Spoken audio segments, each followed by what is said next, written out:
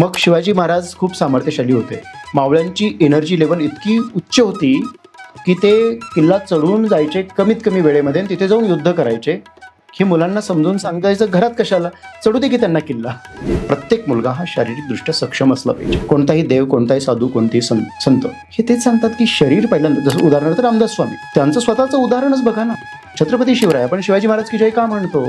फक्त एक गोष्ट काढा शिवाजी महाराजांच्या जीवनातून, शारीरिक सामर्थ्य, आणि बघा आता शिवराय. नाही बघूच शकत नाही तुम्ही. तलवारी शिवाय आणि बलदंड शरीराशिवाय शिवाजी महाराज समोर कल्पनाच करू शकत नाही. मग शिक्षणाचा गाभा काय आहे तर शारीरिक सामर्थ्य. मी भारताचा अभ्यास करत होतो, मंदिरात कशाला जायचं?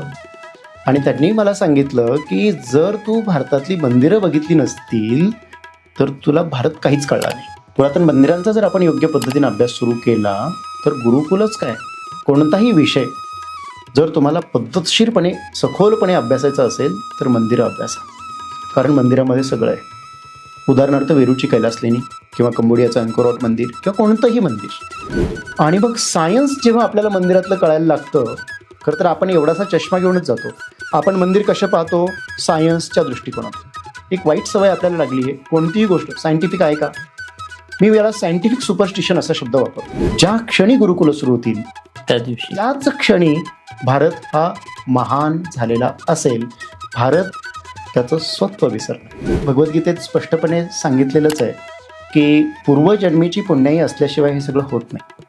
याच्यावर विश्वास ठेवायलाही खूप वेळ लागला. आणि नंतर आता सायंटिफिकली प्रूव्ड आहे की पूर्वजन्म आणि ह्या सगळ्या संकल्पना अगदी विज्ञानाच्या पुढच्या आहेत, पण विज्ञानही आता ते मांडतंय. ही सगळ्यात मोठी गोष्ट आहे.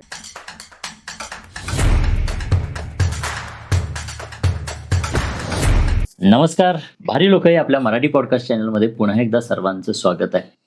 आजचं व्यक्तिमत्व म्हणजे खरंच मला भावलेलं असं हे व्यक्तिमत्व. आणि या व्यक्तिमत्वाबद्दल जेवढं आपण सांगावं, जेवढं आपण बोलू तेवढं कमीच राहणार आहे. या व्यक्तिमत्वातले काही पैलू मी तुम्हाला सांगतोय.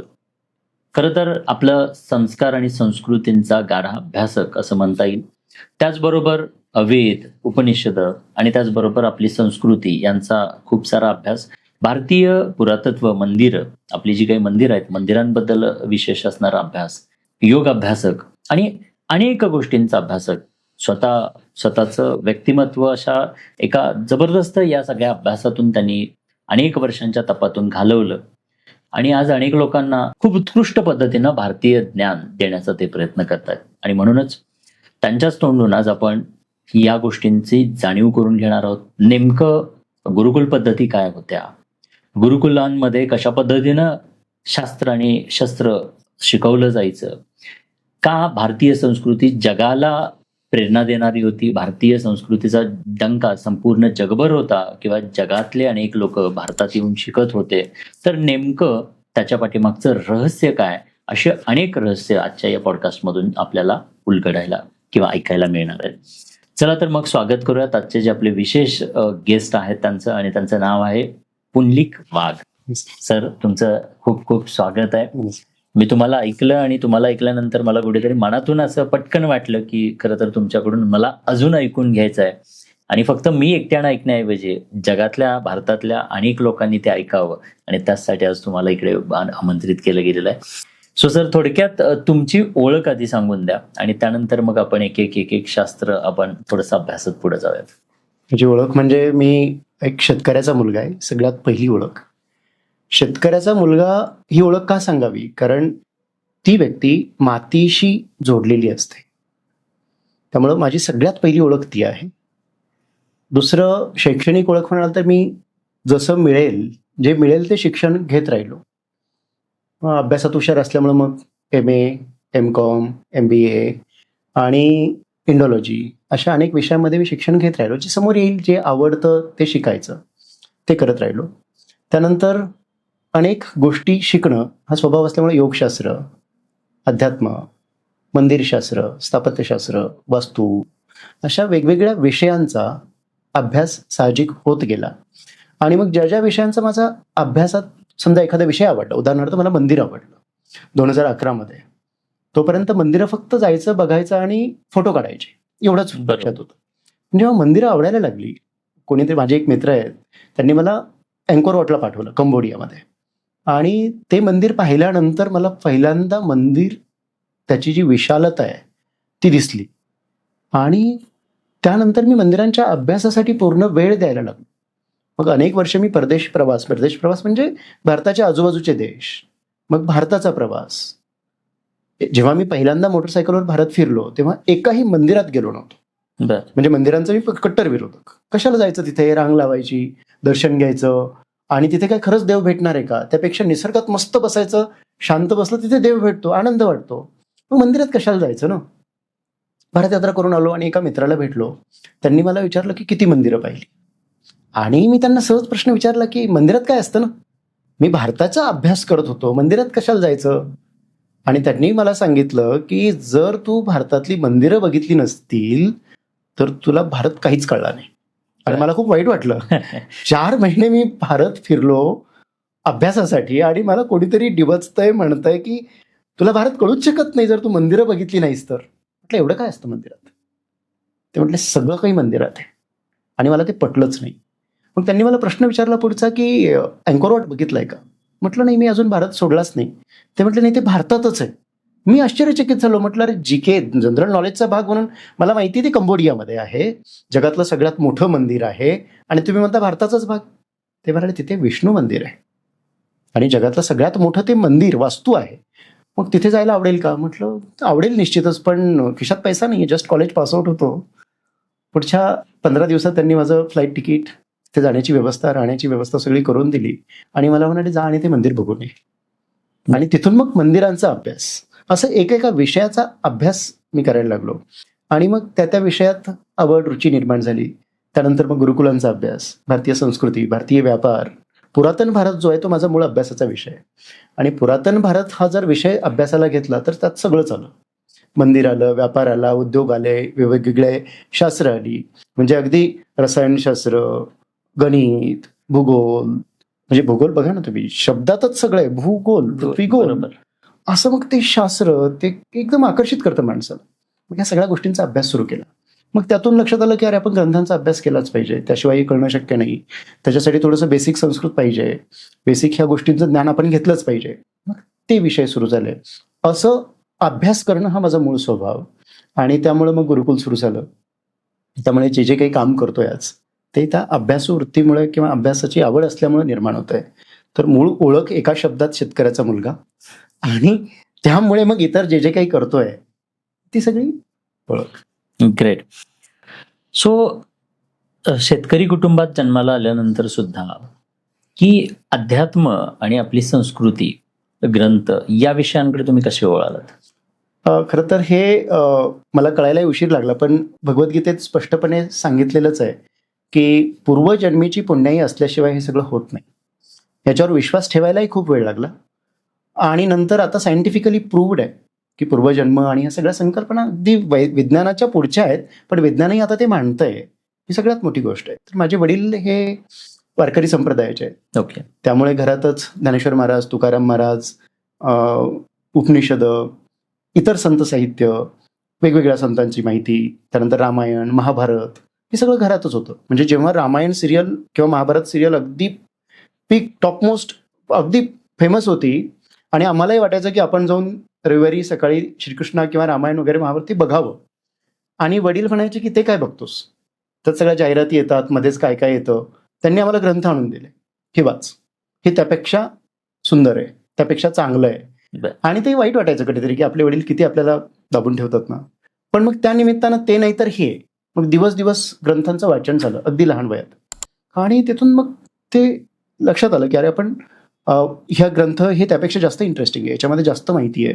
त्या मालिकेत किंवा तिथे तर अगदी थोडक्यात दाखवलं जातं. बरोबर. मग ह्या सगळ्या गोष्टी होत राहिल्या, त्या करत गेलो आणि त्यातून मजा येत गेली. मग अध्यात्माकडे वळण्याचं मूळ कारण वडील आहे. वारकरी, ते कीर्तनकार, उत्कृष्ट गातात, भजन गातात, भजन सोडून इतर काही गात नाही. मग त्यांनी आम्हाला शिकवलं काय की जे काही करायचं ते मनापासून करायचं आणि अध्यात्माशिवाय तुमच्या जीवनाला शून्य किंमत आहे. आता हे लहानपणी तसं काही कळण्यासारखं नव्हतं, पण एक गोष्ट म्हणजे वडील फक्त सांगत नव्हते, वडील आचरणही सुरेख करत होते. पहाटे 3 वाजता उठणे, त्यानंतर पहाटे सकाळी 6 पर्यंत त्यांची दिनचर्या, श्लोक, काकडा भजन, इतर भजन, विष्णू सहस्रनाम, भगवद्गीता पूर्ण ते म्हणत राहायचे सकाळीपर्यंत, सूर्योदयापर्यंत. आणि त्यांच्या आचरणातून म्हणजे ते कीर्तन करायचे आणि अत्यंत गरिबीची परिस्थिती असताना सुद्धा कीर्तनाचा पैसा कधीच घ्यायचे. बर. आणि लहानपणी मग लोक आमच्या घरी यायचे पैशाची पाकिटे घेऊन. त्यांनी कीर्तन किंवा सप्ताह कुठे केला की हे तुमचं मानधन वगैरे किंवा ते काय त्याला जे म्हणतात ते. वडील नम्रतेनं सगळं त्यांना विनंती करायची की खरंच काही नको, आणि जर तुम्हाला काही द्यावंसंच वाटत असेल तर मला ग्रंथ द्या, कारण माझ्या घरात लहान मुलं आहेत आणि त्यांच्यासाठी तुम्हाला काही ग्रंथ द्यावेशी वाटत असतील तर ग्रंथ द्या, पैसे नको. मग आमच्या घरी एक नारळ यायचं फक्त स्वीकारायचे काय तर नारळ, आणि ग्रंथ कोणी दिले तर. मग तसं आमच्याकडे ज्ञानेश्वरी आली, रामायण आलं, महाभारत आलं, आणि ते वाचून झालं लहानपणी. आणि तिथे ते बीज जे पडणं आहे ना ते तिथे पडलं, आणि त्यानंतर जेव्हा योग्य वेळ आली तेव्हा ते लक्षात आलं. त्यामुळे अध्यात्माकडे, त्यामुळे ह्या विषयांकडे माझं आवड निर्माण झाली आणि तिकडे मी वळलो. तुम्ही मध्यंतरी म्हटलात की मी तसा नास्तिक होतो. हो. शास्त्र आणि हे जे काही आज बऱ्याचशा गोष्टी मी कधी फॉलो केल्या नाहीत किंवा मी त्याकडे पाहत नव्हतो, बट त्याबद्दल मात्र मला काही म्हणजे जाणीव झाली. आणि आता तुम्ही तर किती काळ म्हणजे एवढ्या तुम्ही या फॅमिलीमध्ये वाढलात, तुमचा स्वतःचा अभ्यास होता, बट टिल काही काळासाठी तुम्ही नास्तिक होतात. कारण काय म्हणजे त्याचं? अगदी साधं कारण आहे, देण्याची पद्धत जर चुकली ना तर परिणाम वेगळाच होतो. बरोबर. म्हणजे घरात असं होतं की हरिपाठ म्हटलं नाही तर जेवण मिळणार नाही, मग संध्याकाळचं जेवणासाठी हरिपाठ म्हणावंच लागायचं. आणि कधीतरी असं वाटायचं की अरे आज भूक जरा लवकर लागली आहे, हरिपाठ म्हणणं खरंच आवश्यक आहे का. मग ते कुठेतरी रेजिस्ट करणं जे आहे ना, त्याला विरोध, ते कधीतरी पण विरोध करू शकत नव्हतो. वडिलांचा आदर आहे, आईचा आदर आहे, ते कष्टानं सगळं हे करतात, आणि तसंही ते कोणतं दिव्य करायला लावतात ना, हरिपाठच म्हणायला लावतात. अर्धा तास लागतो फक्त, म्हणजे भजनाच्या अंगानं म्हणणं, चाली वगैरे लावून म्हणायला. पण मग जेव्हा मी कॉलेजला आलो पुण्यामध्ये शिकायला, तेव्हा अर्थातच वेगवेगळे लेक्चर्स, अंधश्रद्धेवरती लेक्चर्स, हे सगळं करत राहिलो, ऐकत राहिलो, वेगवेगळ्या विद्वानांना ऐकत राहिलो, वेगवेगळी ग्रंथांचं वाचन करत राहिलो. आणि त्यातून एक लक्षात आलं की अरे कधीतरी हे सगळं खरं तर अति करतोय आपण. म्हणजे दररोज ज्ञानेश्वरीच्या ओव्या वाचल्याशिवाय दिवसच सुरू करायचं नाही, असं माझ्या आईने मला एक नियम घालून दिला जेव्हा मी घर सोडलं तेव्हा, की 100 ओव्या दररोज वाचायच्या आणि मगच घरातून किंवा रूममधून जिथे कुठे असेल तिथून बाहेर पाऊल ठेवायचं. आणि मी ते करत गेलो फक्त आईसाठी, बाकी त्यात काही वेगळं काही असं उद्देशच नव्हतं. पण मग नंतर लक्षात आलं की अरे हे खरंच आपण अतिच करतो आहोत. आणि जेव्हा ही अंधश्रद्धा या सगळ्या विषयाचे जेव्हा मला आकलन झालं तेव्हा लक्षात आलं आपण ह्या विषयात जरा अभ्यास करूया. त्या विषयांकडे अभ्यास करत असताना एक लक्षात आलं की अरे हे सगळं सोडून द्यावं थोडे दिवस. आणि खरोखर सोडलं, मंदिरात जाणं सोडलं, भगवद्गीता सोडली, जेवढं काही मी करत होतो हरिपाठ सोडला, सगळं सोडलं, फक्त ज्ञानेश्वरीच्या ओव्या नाही सोडल्या. म्हणजे माऊलींच्या ओव्या दररोज वाचन जे आहेत, कारण ते आईसाठी करत होतो, आणि आई म्हणजेच माऊली. बरोबर. आणि त्या ओव्या फक्त ओव्या नाही आहेत, त्याच्यामधला अर्थ जो आहे आणि त्यातलं जे काही माऊलींच्या ओव्या ज्या पद्धतीनं लिहिलेल्या आहेत ना, त्या अपील करतात, त्या घुसतात, त्या बदलतात माणसाला. आणि तेवढी एकच गोष्ट मी सोडली नव्हती नास्तिकपणाच्या काळातही. बाकी मी मंदिरांच्या विरोधात बोलायचो, मी ज्योतिषशास्त्राच्या तर प्रचंड विरोधात बोलायचो, जेवढे काही आपली शास्त्रे त्याच्या विरोधात बोलायचो. आणि हे तोतांड आहे. मग त्यात देवळं वगैरे अशी जी पुस्तकं, अनेक पुस्तकं जी त्या क्षेत्रात येत ती माझ्या वाचनात आली, आणि त्यातून मी खोट आहे, तोतांड आहे असा दृष्टिकोन बनला. जसा दृष्टिकोन पडला, आणि मग ते सोडून दिलं सगळं, नाही जायचं. आणि तसंही एक वर्षभर प्रयोग केला की तिकडे नाही गेलो, ते नाही केलं तर काय बिघडतं, लक्षात असं आलं की काहीच बिघडत नाही. आणि मग ते खरोखर सोडून दिलं. आणि मग मी जी लेक्चर्स देणं, बोलणं, लोकांना कन्व्हिन्स करणं, ही जी सवय होती त्यातून मी त्यावरती व्याख्यानं सुरू केली. गंमत म्हणजे जळगावला एकदा व्याख्यान दिलं आणि त्यात ज्योतिषशास्त्राची धुलाई केली. अगदी काय थोतांडे, आपल्या हातांच्या रेषेवर काय विश्वास ठेवता, मनगटावर विश्वास ठेवूया, असं मी सगळं युवकांसमोर बोललो. आणि तिथे एक अत्यंत प्रसिद्ध ज्योतिषी बसले होते माझंच व्याख्यान ऐकायला, आणि ते अगदी शांत बसले होते, आणि ते स्वतः इंजिनियर होते. इंजिनियर असलेला माणूस, ज्योतिषशास्त्राचा अभ्यासक, वेल एज्युकेटेड, आणि शांत बसून ऐकतोय. आणि व्याख्यान झाल्यानंतर मग अनेक लोक मला भेटायला आली, युवक आले, सगळे अगदी छान. आणि ते सगळ्यात शेवटी मला भेटायला आले, तोपर्यंत ते थांबले आणि ते म्हणाले खूप सुरेख बोललात. मला माहिती होतं ते ज्योतिषी आहेत किंवा ज्योतिषशास्त्राचे अभ्यास. आणि हा माणूस म्हणतोय तुम्ही खूप सुरेख, मला माहिती, तिथेच लक्षात आलं की पुढे काहीतरी बोलायचं आहे. खूप सुरेख बोललात, ज्योतिषशास्त्राचा जर अभ्यास करून बोललात तर अजून बरं होईल. मला ते खटकलं. हा माणूस आपल्याला कुठेच निगेटिव्ह बोलला नाही, कुठेच टोमणा मारला नाही. फक्त एक सजेशन यांनी दिलंय की तुम्ही ज्योतिषशास्त्राच्या विरोधात खूप छान बोललात, योग्य अभ्यास करून जर बोललात तर अजून छान वाटेल. मग म्हटलं खरंच आपण ज्योतिषशास्त्राचा अभ्यासच केला नाही. जे काही ऐकलं बाहेरून, जे काही समजून घेतलं त्याच्यावरून आपण त्याच्या आधारावर बोलतो आहोत. तर्क काढले आपण. तर्क काढले. आपण त्या शास्त्राचा कधी अभ्यासच केला नाही. मग बेसिक अभ्यास तरी करावा म्हणून त्याचं बेसिक संकल्पना वगैरे समजून घेतल्या आणि नंतर लक्षात आलं की नाही, त्याला नावं ठेवावं असं ते नाही आहे. ते फक्त चुकीच्या लोकांच्या हातात आहे. तिथलं आपण पाहतो म्हणून नावं ठेवतो. ज्योतिषशास्त्र हा वेदांगाचा भाग आहे, वेदांग आहे. ते आपल्या मूळ संस्कृतीचा एक हिस्सा आहे. त्यामुळे ते चुकीचं असू शकत नाही. आणि तसं ॲस्ट्रॉनॉमी आणि ॲस्ट्रॉलॉजी हे तसे संलग्न आहे. खगोलशास्त्र आणि ज्योतिषशास्त्र तसे एकमेकांना पूरक आहेत. मग असं जेव्हा लक्षात आलं की तेव्हा म्हटलं आपण अभ्यास करायला पाहिजे. मग वेगवेगळ्या विषयामध्ये पुन्हा मग अभ्यास करून बोलणं, म्हटलं अजून छान बोलू आपण याच्या विरोधात, त्यासाठी अभ्यास करू. पण कोणत्याही भारतीय गोष्टीचा जर तुम्ही नीट अभ्यास करायला घेतला तर, आणि जेव्हा ती कळायला लागतात तेव्हा आपोआपच माणूस बदलतो. माणसाला बदलवण्याची क्षमता आपल्या प्रत्येक शास्त्रामध्ये, प्रत्येक गोष्टीमध्ये. आपण बरेचदा IQ गोष्टींवरती म्हणजे तर्क काढत असतो आणि तर्कांच्या बेसिसवरती. सो त्यानंतर असे काही इन्सिडेंट, जसं की तुम्ही आता या बाबतीत सांगितलं की ज्योतिषशास्त्राचा अभ्यास चालू केला आणि तिथून पुन्हा तुमचा दृष्टिकोन अध्यात्माकडे किंवा आपल्या संस्कृतीकडे वळाला. ग्रेट. सो त्यानंतर जे आपण अभ्यासामध्ये तुम्ही सांगितलं की भरपूर सारा प्रवास केला, भारत सगळा तुम्ही म्हणजे फिरलात. कशासाठी? तर अभ्यास करण्यासाठी. अभ्यास कशाचा? तर गुरुकुल पद्धतीचा. सो गुरुकुल बद्दल थोडंसं तुमचा जो काही अभ्यास आहे त्यावरती आपण थोडंसं डिस्कशन करूयात, कारण माझ्याही तो आवडीचा विषय आहे. बरोबर. कारण आज मी गर्भसंस्कारांवरती काम करतोय. बाळ बनल्यानंतर, बनत असताना बाय बर्थ जन्मजात कौशल्य किंवा जन्मजात कपॅसिटीज घेऊन येतं, पण त्याच कपॅसिटीमध्ये पुढे काय टाकायचं बरोबर, तेही तितकंच महत्वाचं आहे. सो गुरुकुल पद्धती जी भारतीय आपली संस्कृती होती त्याचा नेमका तुमचा काय अभ्यास आणि त्याबद्दल तुम्ही आम्हाला काय मार्गदर्शन कराल गुरुकुल पद्धतींबद्दल, किंवा आपल्या ज्या युनिव्हर्सिटीज होत्या, गुरुकुल होती ज्याच्यामध्ये जगभरामधून लोक अभ्यासाला यायचे, तर नेमकं आपलं अस्तित्व जगाच्या तुलनेत गुरुकुलांच्या माध्यमातून कसं होतं हे जाणून घ्यायला आवडेल. नक्कीच मलाही याच्यावरती बोलायला आवडेल. पण त्या अगोदर माझा जो प्रवास आहे ते मांडल्याशिवाय गुरुकुल संकल्पना येऊ शकत नाही माझ्यामधली. कारण नास्तिक असलेला माणूस, ह्या सगळ्यांच्या विरोधात असलेला माणूस, आणि व्यवस्थित तार्किक पद्धतीनं नास्तिकता, अशीच नास्तिकता नाहीये. तर हे सगळं करताना मग जेव्हा एका गोष्टीचा अभ्यास केला की मग त्या गोष्टीचा परिपूर्ण अभ्यास करण्यासाठी तुम्हाला इतर 10 गोष्टी अभ्यासाव्या लागतात. भारतीय ग्रंथांची ती एक विशेषता आहे. आणि जर परफेक्ट समजून घ्यायचं असेल तर मग इकडे तिकडे घुसावंच लागतं. मग तसं मी भगवद्गीता घेतली, लहानपणी पाठ होती. मग त्याच्यातही थोडासा अभ्यासाला सुरुवात केली आणि सुदैवानं माझ्या योगायोगानं मला योग्य गुरु मिळाले. ते असेच म्हणजे सहज मिळाले. योग्य वेळ आली, योग्य गुरु मिळाले. आणि त्यानंतर मग भगवद्गीतेचा अभ्यास सुरू केला, सगळ्यात सोपं पहिलं म्हणून. आणि ज्ञानेश्वरी वाचत होतो म्हणून ते चालूच होतं. तसं भगवद्गीता तशी सोडली नव्हती, कारण ज्ञानेश्वरीत भगवद्गीता आहेच, बरोबर, त्याचंच ते हे आहे. तर मग भगवद्गीतेचा अभ्यास करताना एक श्लोक मला खूप खटकला. अनन्याश्चिंतयन्तो माम, 9व्या अध्यायातला 22वा श्लोक आहे. आणि त्याचा शेवट आहे योगक्षेमम वहाम्यहम. म्हणजे जर तुम्ही सतत माझं स्मरण करत असाल तर मी तुमच्या आयुष्यातली जी काही दैनंदिन कामं आहे ती सुद्धा जबाबदारी मी घेतो, असं श्रीकृष्ण म्हणतोय.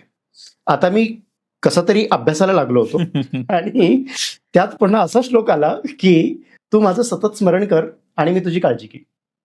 आणि तुकाराम महाराजांचाही अभंग आहे, मागे पुढे उभा राहे सांभाळित आली आघात निवारावी, योगक्षेम त्याचे जाणे जड भारी वाट दावी करी धरोनिया, तुका म्हणे नाही विश्वास ज्या मनी पहावे पुराणी विचारोनी. आता तुकाराम महाराजांना मी मानत होतो. तुकाराम महाराज हे असं व्यक्तिमत्व आहे, त्यांना नास्तिकही मानतात, आस्तिकही मानतात. कारण हा तुकाराम महाराज ही दोघांवरती, दोन्हीकडूनही आहे. Balanced personality. बॅलन्स्ड नाही म्हणता येणार, खरं तर ते आध्यात्मिकच आहे, पूर्णपणे आध्यात्मिक आहे, पण ते बॅलन्स्ड वाटतात ही त्यांची विशेषता आहे. मग तो श्लोक खटकला आणि म्हटलं असं नाही होऊ शकत. मग नंतर मी जेव्हा काही लोकांना विचारलं ते म्हटले काही गोष्टी अनुभवायच्या असतात. त्यानंतर मी ठरवलं की आपण जरा अनुभवूया. मग कसं अनुभवूया? मग एक दिवस मी रेल्वे स्टेशनवर जाऊन झोपलो, प्रयोग केला असंच. अगदीच दुपार 4 वाजता वगैरे गेलो, दुसऱ्या दिवशी सकाळी उठलो. मग असं केल्यानंतर खरं तर माझं लहानपणापासून प्रवासाचं एक स्वप्न होतं, भारताचा प्रवास करावं. त्यानंतर मग 2010 मध्ये मी मोटरसायकलवरती पूर्ण भारताचा प्रवास केला. उद्देश एकच, एकतर भारत समजून घ्यायचा, भारतीय संस्कृती समजून घ्यायची, भारतीय पुरातन भारत समजून घ्यायचा आणि हा खटकलेला श्लोकही अनुभवायचा. योगक्षेमम वहाम्यम खरंच होऊ शकतं का? मग भारत यात्रा सुरू करायची, म्हणजे बाईकवर भारत फिरायचा असं माझा उद्देश होता. घरच्यांना कळलं मी बाईकवर जाणार. तेव्हा माझं शिक्षण पूर्ण झालं होतं. आता नोकरी करणं, पैसा कमवणं किंवा काहीतरी उद्योग हातपाय हलवणं याचा वेळ, आणि मी सांगितलं की मी बाईकवर भारत फिरायला जाणार. आणि तेव्हा सुदैवाने मी स्वतःच्या पैशाने बाईकही खरेदी केली होती. घरच्यांना कळलं, त्यांनी बाईक घरी ठेवून घेतली. म्हणाले बाईक मिळणार नाही आणि तू भारत फिरायला जायचंच नाही. काही झालं तर काय करायचं, एवढं शिकवलं, एवढं सगळं केलं, आणि मी माझ्या पूर्ण कुटुंबातनं पहिला 10वी झालेला आणि पहिला शिक्षित मुलगा आहे. मग त्यांचा विरोध प्रचंड. मग त्यात 2-3 महिने गेले. एक दिवस मी आई वडिलांना कोणालाही न सांगता चेन्नईला राहत होतो त्यावेळेला, चेन्नईवरून पुण्याला आलो. पुण्यात एका मित्राची बाईक घेतली. त्याला म्हटलं मी जरा पुण्यात आलेलो आहे, थोड्या दिवसासाठी मला तुझी बाईक हवी. त्याला सांगितलं सगळं की मी भारत फिरायला जाणार आहे, 4 महिने कमीत कमी लागतील, तर तुझ्या वडिलांना तू कसं कन्व्हिन्स करायचं ते सांग. त्यांनी त्याच्या वडिलांना सांगितलं की संध्याकाळपर्यंत त्याला गाडी पाहिजे, देतो. तशी गाडी घेतली. आदरणीय बाबासाहेब पुरंदरे यांना आम्ही भेटलो. त्यांच्या शेजारी तिथे मी राहायला होतो काही दिवस. त्यांनाही खूप आवडलं. ते म्हणाले की माझ्या घरी या आणि माझ्या घरून हे काम तुम्ही सुरू करा, भारत फिरण्याचं सुरुवात माझ्या घरून करा. मग आम्ही बाबासाहेब पुरंदरेंच्या घरी गेलो. त्यांनीच मस्त बाहेर आले, ध्वज वगैरे लावला, वंदे मातरम वगैरे गायलो आणि मी भारताच्या प्रवासाला निघालो. मी निघालो, किक मारली गाडीला आणि बाबासाहेबांनी आवाज दिला, अहो शिरस्त्राण कुठे आहे? त्यांची भाषा, बोलण्याची पद्धत. मी डोक्यात हेल्मेट नव्हतं. मग कोणीतरी ते हेल्मेट घेतलं आणि तसा प्रवास सुरू झाला. पेट्रोलला पैसे नाही, गाडी दुसऱ्याची. असं मी पूर्ण भारत फिरलो 4 महिने. आणि त्या 4 महिन्यामध्ये तो जो श्लोक आहे, योगक्षेमम वहाम्यहम, मी पूर्णपणे अनुभवला. पैसे येत गेले, मला योग्य वेळेला जेवण मिळत गेलं. माझी बाईक मणिपूरमध्ये चोरीला गेली, मिझोराममध्ये सापडली. इन बिटवीन मी प्रवास करत राहिलो, चालत, रात्रीचा, टेम्पोमध्ये, लिफ्ट मागून मी प्रवास करत राहिलो मणिपूर ते ऐझॉलपर्यंत. म्हणजे आणि ते डोंगरी भाग आहे बरं का. तर ती बाईक मला मिळाली. ह्या सगळ्या गोष्टीतून तो आहे समजून घेणं नाही, अनुभवणं झालं. आणि जेव्हा अनुभव येतो ना, तर लोक मला विचारतात तुम्ही देवाला मानता का? तो हा प्रश्नच चुकीचा आहे. देवाला मानणं काय असू शकत नाहीच ना. तो जर आहे, त्याच्याशिवाय मी इथे बसू शकत नाही, बोलू शकत नाही. हे जेव्हा माणूस अनुभवायला लागतो तेव्हा मग त्याला मानता का हा प्रश्नच निर्माण होत नाही. ग्रेट. त्यातून भारताचा अभ्यास, पुरातन भारताचा अभ्यास. मग लक्षात आलं की पुरातन भारत खूपच समृद्ध होता. किती समृद्ध, किती श्रीमंत, आपण कल्पनाही करू शकणार नाही इतका श्रीमंत. साधं उदाहरण त्या पद्मनाभ स्वामी मंदिराचं आहे. तिथे जे काही संपत्ती सापडली तिची गणना करण्यासाठी आजही म्हणजे कल्पनेच्या बाहेर आहे. एका मंदिरातली संपत्ती, आणि अशी 5,000 पेक्षा जास्त मंदिरं होती आणि प्रत्येक मंदिरात संपत्ती होती. सोमनाथचं उदाहरण आपल्याला माहिती आहे, आता आपण साजरं करतोय 1000 वर्ष सोमनाथच्या लुटीची. मग इतकी श्रीमंती, इतकी समृद्धी. मग श्रीमंती विनाकारण आली का? नाही, आपण उच्च शिक्षित होतो, आपण प्रत्येक क्षेत्रामध्ये सर्वोच्च स्थानावर होतो, जगणं आपल्याला कळलं होतं. मग हे सगळं असताना गेलं कुठे? मला एक प्रश्न निर्माण झाला की भारत जर समृद्ध होता, श्रीमंत होता, प्रत्येक क्षेत्रामध्ये सर्वोच्च होता, मंदिरशास्त्र असेल, वेरूळची कैलास लेणी असेल, कशी निर्माण केली याच्यावरती आजही तुम्हाला अभ्यास करावा लागतो, विज्ञान आणि हे सगळं असून. मग याचं मूळ कारण काय होतं? भारताच्या श्रीमंतीचं मूळ कारण काय होतं? हा प्रश्न जेव्हा मला निर्माण झाला तेव्हा मग प्रवासामध्ये त्याच्यावरती चिंतन होत गेलं. अनेक साधू संत, अनेक तपस्वी लोक, म्हणजे मी हिमालयामध्ये किंवा अनेक ठिकाणी अशी काही लोक भेटली की जे बोलत नव्हती. ते काहीतरी त्यांची बोलण्याची पद्धतच वेगळी होती. त्यांच्या समोर बसलं की सगळं म्हणजे पूर्ण विसरल्यासारखं व्हायचं. आणि ते आणि मी असंच त्यांच्या बरोबर त्या सत्संगामधून अनेक विषय कळले आणि एक लक्षात आलं की भारतीय शिक्षण हे भारताच्या समृद्धीचं, भारताच्या श्रीमंतीचं मूळ होतं. आणि दुसरी गोष्ट होती भारतीय व्यापार. आणि ह्या दोन्ही गोष्टी आज कुठे आहेत? उत्तरे कुठेच नाहीये. म्हणजे भारतीय गुरुकुल तर उदाहरण म्हणून सुद्धा कुठे नाहीये. आणि भारतीय व्यापार इतका खाली आलेला आहे, सगळं आपल्याला सगळी आकडेवारी माहिती, त्याच्यात जात नाही. पण या दोन्ही गोष्टींचं डिग्रेडेशन भारतात झालं. मग याला जर पुन्हा वरती आणायचं असेल तर काय करावं लागेल? मग मी पुन्हा एकदा भारताचा प्रवास केला.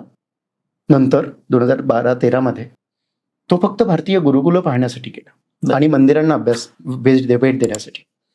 म्हणजे मंदिरं आणि गुरुकुल गुरु. 2 विषयाचा शोध घेण्यासाठी मी पुन्हा भारताचा प्रवास केला. अनेक ठिकाणी फिरलो. मला भारतीय गुरुकुल, तसे वेधशाळा आहे, पाठशाळा आहेत, अनेक गोष्टी आहेत, पण त्याला भारतीय गुरुकुल म्हणता येईल असं नाहीये. म्हणजे तिथे शस्त्र पाहिजे, शास्त्र पाहिजे, तिथे व्यापार पाहिजे, तिथे उद्योग पाहिजे, तिथे रिसर्च पाहिजे, तिथे जगातली अत्याधुनिक गोष्टी सुद्धा पाहिजे. असं गुरुकुल मला कुठे दिसलं नाही. एकतर वेद पाठशाळा आहेत किंवा एकतर सोकॉल्ड फक्त नाव गुरुकुल आहे आणि तिथे सीबीएसई किंवा आयसीएसई कुठली तरी शाळा चालू आहे आणि ती कुठला तरी साधू चालवतोय, एवढंच त्याचं नाव गुरुकुल. आणि सकाळी कुठले तरी ते श्लोक म्हणतात, संध्याकाळी काहीतरी श्लोक म्हणतात आणि दॅट्स वाय गुरुकुल. मग हे सगळं अभ्यासपूर्वक पाहताना लक्षात आलं की अरे, गुरुकुल जे मूळ होतं, जिथे प्रभू श्रीराम शिकले, जिथे श्रीकृष्ण शिकले, जिथे चाणक्य, जिथे छत्रपती शिवराय यांची शिक्षणं ज्या पद्धतीतून झाली, असं गुरुकुल अस्तित्वात नाहीये. जिथे राजा घडेल, फक्त साधू नाही घडणार. जिथे वेदाची मंत्र बोलणारा नाही घडणार, तर तिथे वेद मंत्र म्हणत असताना रिसर्च करणारा सुद्धा माणूस घडेल. असं संयुक्त असलेलं, म्हणजे पुरातन सगळं आणि आधुनिकही सगळं, दोन्हींचा मिलाप असलेलं गुरुकुल मिसिंग आहे. आणि मग जेव्हा मी त्याचा शोध घेतल्यानंतर सापडलं नाही, म्हटलं हे कोणीतरी सुरू केलं पाहिजे. तेव्हा मी उद्योग व्यवसायात आलो होतो. 2011 पासून मी व्यवसायामध्ये आहे. मग म्हटलं आपण त्यांना फंडिंग करू. असं जर कोणी करत असेल गुरुकुल, तर त्यांना आपण त्यांची पूर्ण स्पॉन्सरशिप आपण करूया आणि तेवढा पैसा कमवूया. पण दुर्दैवानं काय असेल तेही सापडलं नाही. मग जेव्हा लग्न झालं आणि माझ्या मुलांना शिकवण्याचा प्रश्न निर्माण झाला, तेव्हा मात्र गुरुकुलाचा अभ्यास करायला लागलो. आणि म्हटलं जर कुठेच नाही तर आपणच, पर्याय काय, शेवटी दुसरीकडे कुठे तुम्हाला दिसतच नाही तेव्हा तुम्ही स्वतः हेच उत्तर असतं. बरोबर. मग आम्ही स्वतः सुरू करण्याचा निर्णय घेतला आणि 2014-15 मध्ये गुरुकुल सुरू करण्याचा निर्णय घेतला, स्वतःच्या मुलांना शिकवण्यासाठी.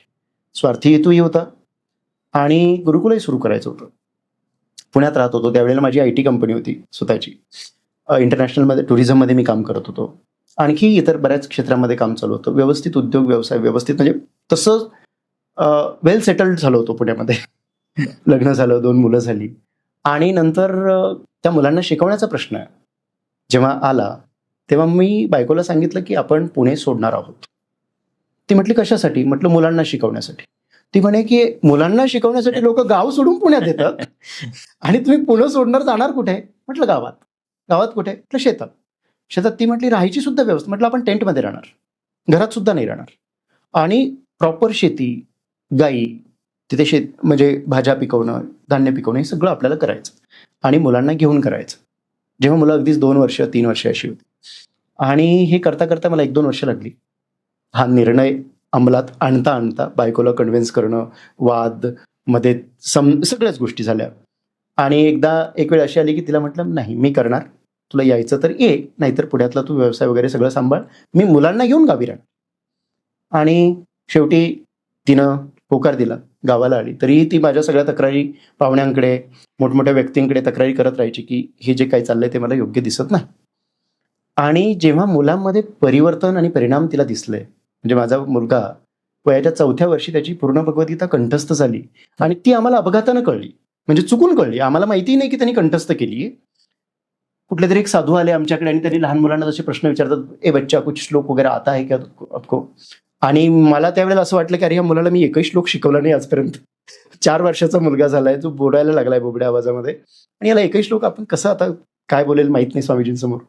आणि त्याने एकदम अचानक भगवद्गीतेचा श्लोकच म्हटला त्यांच्यासमोर. आणि मी शॉक की याला मी कधी शिकवला. आणि मग नंतर लक्षात आलं की तो कुठलाही श्लोक म्हणू शकतोय भगवद्गीतेत. 18 पैकी कोणत्याही अध्यायातलं कुठल्याही श्लोकाचं त्याला एक चरण सांगितलं की तो श्लोक पूर्ण करतोय. हे आमच्या लक्षात आलं. तेव्हा लक्षात आलं की त्याची भगवद्गीता कंठस्थ झाली. त्यानंतर मग पत्नी कन्व्हिन्स झाली. मग म्हटलं आपण प्रॉपर गुरुकुल चालू करूया. लॉकडाऊन लागलं त्यानंतर मुलांना हे सगळं करत शिकवत असताना, आणि लोकांना गावाकडे कळलं होतं की कोणीतरी पुण्यातून येऊन इथे आपल्या मुलांना शिकवण्यासाठी शेतात राहतोय. अर्थात गावकरी लोक हसायची, पण एक होतं की उच्च शिक्षित आहे, त्यामुळे हसण्याबरोबरच कुतूहलही निर्माण व्हायचं की अरे, मूर्ख तर नसेल ना, जर उच्च शिक्षित आहे तर असं कसं करेल तो. मग त्यातून मग लोक यायचे गंमत पाहायला, काय करतात नेमकं वगैरे, कसं चालतं. लॉकडाऊनमध्ये मात्र झालं असं की शाळा बंद झाल्या. मग अनेक लोक यायचे, जे हसायचे वगैरे असे ते आम्हाला विनंती करायचे की तुमच्या मुलांना तर तुम्ही शिकवताच आहात, आमच्याही मुलांना शिकवा. मग असं ते गुरुकुल सुरू झालं त्याच्या इच्छेनं. आणि मग त्यात आम्ही असं ठरवलं की आपण 30 विद्यार्थी घेऊ आणि त्यांना शिकवू. मग तेवढी आम्ही जरा इन्फ्रास्ट्रक्चर वगैरे तेवढं बांधलं आणि 30 मुलांचं गुरुकुल आम्ही त्यावेळेला सुरू केलं. आणि त्यात एक गोष्ट ठरवली की जसं पूर्वीचं गुरुकुल असायचं ऋषीमुनींचं, तशाच पद्धतीनं आपण हे करणार. मग तिथे पैसा घ्यायचा नाही कोणाकडून, जे की लहानपणी वडिलांनी शिकवलेलंच होतं. ज्ञान द्यायचं तर ते ज्ञानाचं मूल्य होऊ शकत नाही म्हणून पैसा घ्यायचा नाही. दुसरी गोष्ट, आपणही काही एवढे परफेक्ट गुरु नाही आहोत की आपण गुरुकुल चालवू शकतो. एवढे ज्ञानी तर आपण निश्चितच नाही आहोत आणि कधीच असूही शकत नाही. मग आपलं स्वतःचं शिक्षण झालं पाहिजे या सगळ्यामधून, म्हणूनही पैसा घ्यायचा नाही. बरोबर. आणि तिसरी महत्वाची गोष्ट ही होती की सुदैवानं परमेश्वराच्या कृपेनं तेवढा पैसा आलेला होता की जेवढ्यामध्ये आम्ही 30 मुलांना शिकवू शकत होतो. म्हणजे माझ्या 2 मुलांसाठी मी तेवढी प्रोव्हिजन केलेली होती की यांना 10वी पर्यंत आपण शिकवण्यासाठी एक वेगळा फंड काढला होता. त्यातून लक्षात आलं की 30 मुलांना आपण 5-6 वर्ष शिकवू शकतो. तसं आम्ही ते गुरुकुल सुरू केलं घरातच. आणि मग गुरुकुल सुरू झालं आणि मी एकदा लिहिलंही होतं की ते जे गुरुकुल चालू होतं ते सगळ्यात जास्त अभ्यास करणारी किंवा शिकणारी 2 विद्यार्थी जे आहेत त्यात मी आणि माझी पत्नी. तर आम्ही सगळ्यात जास्त शिकायचो. पहाटे 3 पासून रात्री 10 पर्यंत आमचं शेड्यूल कायम व्यस्त राहायचं. गुरुकुलामध्ये आम्ही दोघं आणि 30 विद्यार्थी, बाकी कुठला कर्मचारी नाही, स्वयंपाकाला कोणी नाही. अशातून मग आम्ही ते जगत राहिलो. आणि प्रत्यक्ष अनुभवात जोपर्यंत आपण जात नाही तोपर्यंत खरं ज्ञान मिळतच नाही. मग त्यातून गुरुकुलाचा अभ्यास सुरू झाला. आणि मग गुरुकुलात काय काय असलं पाहिजे, त्याचा सिलेबस काय, त्यात काय शिकवायचं, कसं चाललं पाहिजे, त्याचं शेड्यूल काय असलं पाहिजे, टाइम टेबल काय असलं पाहिजे, ह्या सगळ्यावरती जेव्हा विचारमंथन सुरू झालं, रेफरन्स बुकच नाही. म्हणजे तुम्हाला कोणत्याही विषयाचा जर अभ्यास करायचा झाला, उदाहरणार्थ गणित, तर तुम्हाला अनेक ग्रंथ आहेत अभ्यासाला पुरातन भारतातील. ज्योतिष अभ्यासाचे बरीच ग्रंथ आहेत, वास्तुशास्त्र अभ्यासाची भरपूर ग्रंथ आहेत. प्रत्येक विषयाचे भरपूर ग्रंथ तुम्हाला मिळतील. गुरुकुलवरती स्पेसिफिक असा विशेष ग्रंथच नाही. असला तरी तो मला मिळाला नाही किंवा माझं अज्ञान, मला तो माहिती झालं नव्हतं. मग पहाटे उठायचं 3 वाजता, आंघोळ करायची आणि शांत बसायचं, चिंतन करायचं. माझ्या गुरूंच्या कृपेनं मला थोडंसं योग आणि ध्यानाचा मार्गदर्शन त्यांनी केलेलं होतं. बरोबर. त्यामुळे पहाटे 3:30 ते 6 पर्यंत निवांत बसायचं. जे जे समजेल ते मुलांच्या बाबतीत करायचं. मग एक लक्षात घेतलं की कुठलाही सिलेबस आपल्याकडे असणार नाही. आणि का असावा ना, म्हणजे वय वर्ष 16 वर्षाचं होईपर्यंत तुम्ही त्याला 5-6 विषय आणि एवढेच तुला शिकायचे आणि याच्यातच तुला उत्कृष्टपणे मार्क्स मिळवायचे असं जर सांगत असाल तर आपण खूप मर्यादित करतो मुलांना. तोही त्याच्या आवडीचा आहे ना. त्याचा तर विचार कोणी करतच नाही. मग तो नंतरचा भाग झाला. पण मुलांना म्हणजे 6 किंवा 7, 9, 10 विषयाच्या वर विषय शिकवत नाही आपण कोणत्याही शाळेत, कोणत्याही बोर्डामध्ये. आणि तेच म्हणजे सर्वस्व. मग तुला गणितात किती मार्क आहेत, इतिहासात किती आहे, अरे तो इतिहासही एवढ्याशा टाइम पिरियडचा इतिहास तुम्ही शिकवता ज्याचा आणि याचा काही संबंध नाही इकडे, ते शिकवता आणि त्याच्यावरती सगळं मूल्यांकन करता. आम्ही ठरवलं सिलेबस असतं, नो टाइम टेबल. कुठलं टाइम टेबल आपल्याकडे नाही, म्हणजे ह्या वाजता हा विषय सुरू होईल असंही नाही. आणि शिकवायला तसेही दोघंच होतो. मग टाइम टेबल नाही, विषय नाही, पाटी नाही, पुस्तक नाही, वह्या नाही, पेन नाही, काहीच नाही. आणि शिकायचं. मग शिकायचं कसं, तर साधी गोष्ट आहे जे मला कळली. लहान मुलं, आता त्यातही पालक बघावर का आजकालचे मुलांना बळजबरी खाऊ घालतात. बरोबर. मुलगा जेवलाच पाहिजे. लहान बाळांना तर अति अत्याचार करतात त्यांच्यावर. आणि मी म्हणतो बळजबरी खाऊच घालू नका. त्याला भूक लागली की ते रडेल, ते येईल आणि खाईल स्वतः. पण पालकांना वाटतं की नाही, आम्ही फिडिंग करणं हे आमचं काम आहे. तसंच ज्ञान घेण्याचं जे आहे त्याला भूक लागली पाहिजे. एखादा उदाहरणार्थ गणित शिकायचं आहे, त्याला गणिताची भूक लागली पाहिजे. फक्त गुरुचं किंवा शिकवणाऱ्याचं काम एवढंच आहे, त्याची गणितामध्ये उत्सुकता कशी निर्माण होईल तेवढंच आपण करायचं. उदाहरण सांगतो की आमच्याकडे एक 5वीचा मुलगा आला लॉकडाऊनमध्ये. आणि आल्यानंतर माझी पत्नी तिला ABCD शिकवत होती. आणि ABCD मध्ये तो म्हणाला की तो रडायला लागला अचानकच मध्ये. तर हिला कळेलच की हा मुलगा 5वीचा मुलगा म्हणजे बऱ्यापैकी मोठा अचानक का रडतोय. त्याला माझ्याकडे घेऊन आले आणि काहीच सांगत नाही, बोलत नाहीये आणि मोठ्यानं रडायला लागलाय. आणि म्हटलं तू काहीतरी केलं असेल, साहजिक आहे ना. म्हटली मी काहीच केलं नाही, मी त्याला फक्त ABCD शिकवत होते. आणि ABCD आम्ही म्हणजे अशी नॉर्मल शिकवतच नाही. आमच्याकडे साधारण 50 प्रकारच्या ABCD. उदाहरणार्थ आम्ही संतांची ABCD, मंदिरांची ABCD, A for Angkor Wat, B for Brihadeeswara, असं एबीसीडी वेगवेगळ्या प्रकाराने शिकवतो. त्यातून भारतीय पुरातन भारताचा अभ्यासही होतो आणि एबीसीडी होतो. तर त्या मुलाला मग मी जवळ घेतलं, मांडीवर बसवलं आणि त्याला म्हटलं, बेटा का रडतोस? म्हटलं, गुरुजी मला एबीसीडी येत नाही. म्हटलं, येते की, येत नाही असं का म्हणतोस? हे म्हणजे माझ्या पाठच होत नाही. मग मला घरी बोलतात, शिक्षक टॉन्ट मारतात, छडीनंही मारतात आणि माझ्या अजून एबीसीडी पाठ नाही. म्हटलं, मग त्यात रडण्यासारखं काय? म्हटलं, नाही, मग तुम्ही तेच करणार ना आता. मी एबीसीडी शिकवायला सुरुवात केली, मग मला ते येत नाही आणि आता मला मारतील म्हणून मी रडतोय. ते लक्षात आल्यानंतर म्हटलं, आपल्याकडे एबीसीडी पाठच नाही करायची आणि तुला एबीसीडी येत नाही खूप चांगलं आहे. म्हटलं, छत्रपती शिवाजी महाराजांना तरी कुठे एबीसीडी येत होती, तो खुश झाला. म्हटलं, तुकाराम महाराजांना येत नव्हती आणि आपले जेवढे महापुरुष आहे त्यातल्या एकालाही एबीसीडी येत नव्हती. मग तुला अभिमान वाटला पाहिजे की नाही? त्याला बरं वाटतं, त्याने लगेच रडून थांबवलं आणि म्हटलं की त्याला आवडलं ते की नाही शिकायची एबीसीडी. आणि मग त्यातून आम्ही हाईट पुढची त्याला वाचता येत नव्हतं. मग आम्ही असं ठरवलं की त्याला एबीसीडी शिकवायची नाही, त्याला वाचायला शिकवायचं नाही. आश्चर्य म्हणजे पुढच्या 15 दिवसात तो मुलगा उत्कृष्ट वाचायला लागला. 5-6 दिवसात त्याची एबीसीडी पाठ तर झालीच, पण मी जे 50 प्रकारानं एबीसीडी म्हणतोय, संत, सायंटिस्ट, सगळ्या प्रकार आहेत, आम्ही ते तयारच केल्यात. विशेष झाडांची, फुलांची, सगळ्या एबीसीडी A to Z. मग ती झाडांची नावं, फुलांची नावं, प्राण्यांची नावं, पक्ष्यांची नावं, त्यातून अनेक विषय अभ्यासून होतात, एबीसीडी होते. त्याच्यात सगळ्या एबीसीडी पाठ झाल्या 15-1 दिवसात. आणि हे त्यालाही कळलं नाही की आपलं हे पाठ झालंय. पाठ करून घेणं हा उद्देशच नाहीये ना, शिकणं. तशी भूक जर निर्माण करू शकलो आपण कोणत्याही विषयाची, उदाहरणार्थ आमच्या गुरुकुलामध्ये सकाळीच एखाद्या मुलाने जर पक्षी पाहिला तर तो म्हणतो, काय सुंदर पक्षी आहे. हे माझ्या बाबतीतही व्हायचं. मी अगदी बोलणी खाल्ली त्याच्यात. कॉलेजला असताना जरा निसर्गाच्या सान्निध्यात कॉलेज होतं आणि मी खिडकीतून बाहेर पक्षी पाहत राहायचो आणि ते टीचर मला असे शिक्षक खडू घेऊन जोरात मारायचे. लक्ष कुठे आहे? मी म्हणायचं, अरे सॉरी, पक्षी पाहत होतो. तर आमच्या गुरुकुलात जर एका मुलाने पक्षी पाहिला तर आम्ही दिवसभर पक्षीच पाहतो. एका मुलाने सकाळीच उठलं आणि म्हटलं की गुरुजी आज मुंगळ्यांनी वारूळ तयार केलंय. मुंगळ्यांचं वेगळं असतं, मुंगीचं वारूळ वेगळं. मुंगळे पावसाळ्याच्या सुरुवातीला माती बाहेर काढतात. मग मी म्हटलं, चला आपण मुंगळ्यांचाच अभ्यास करू. आणि आम्ही चक्क 8 दिवस, काहीच उद्योग नाही दुसरा, मुंगळे. सकाळी उठायचं, मुंगळ्यांचं अध्ययन करायचं आणि मी त्यांना फक्त गाईड करायचो की आता आपण हे केलं ना, एक मुंगळा किती काम करतो नीट बघूया. मग त्याचं निरीक्षण करायची मुलं, त्याच्या तोंडात किती माती मावतंय, मग तो किती माती काढतो. मग आम्ही एकरामध्ये माती मोजली. 1 एकर जागेमध्ये मुंगळे किती माती बाहेर काढतात आणि आश्चर्य म्हणजे ती टनांमध्ये. मग त्यात रिसर्चच झाला ना, अभ्यासच झाला. मग या जगात मुंगळ्यांची संख्या किती असेल, आपल्या शेतात मुंगळे किती असतील, मुंग्या किती असतील, तो एक मुलांची क्रिएटिव्हिटी वाढते, मुलांची कल्पकता वाढते. मग असं माकडं की माकडं, झाडं तर झाडं.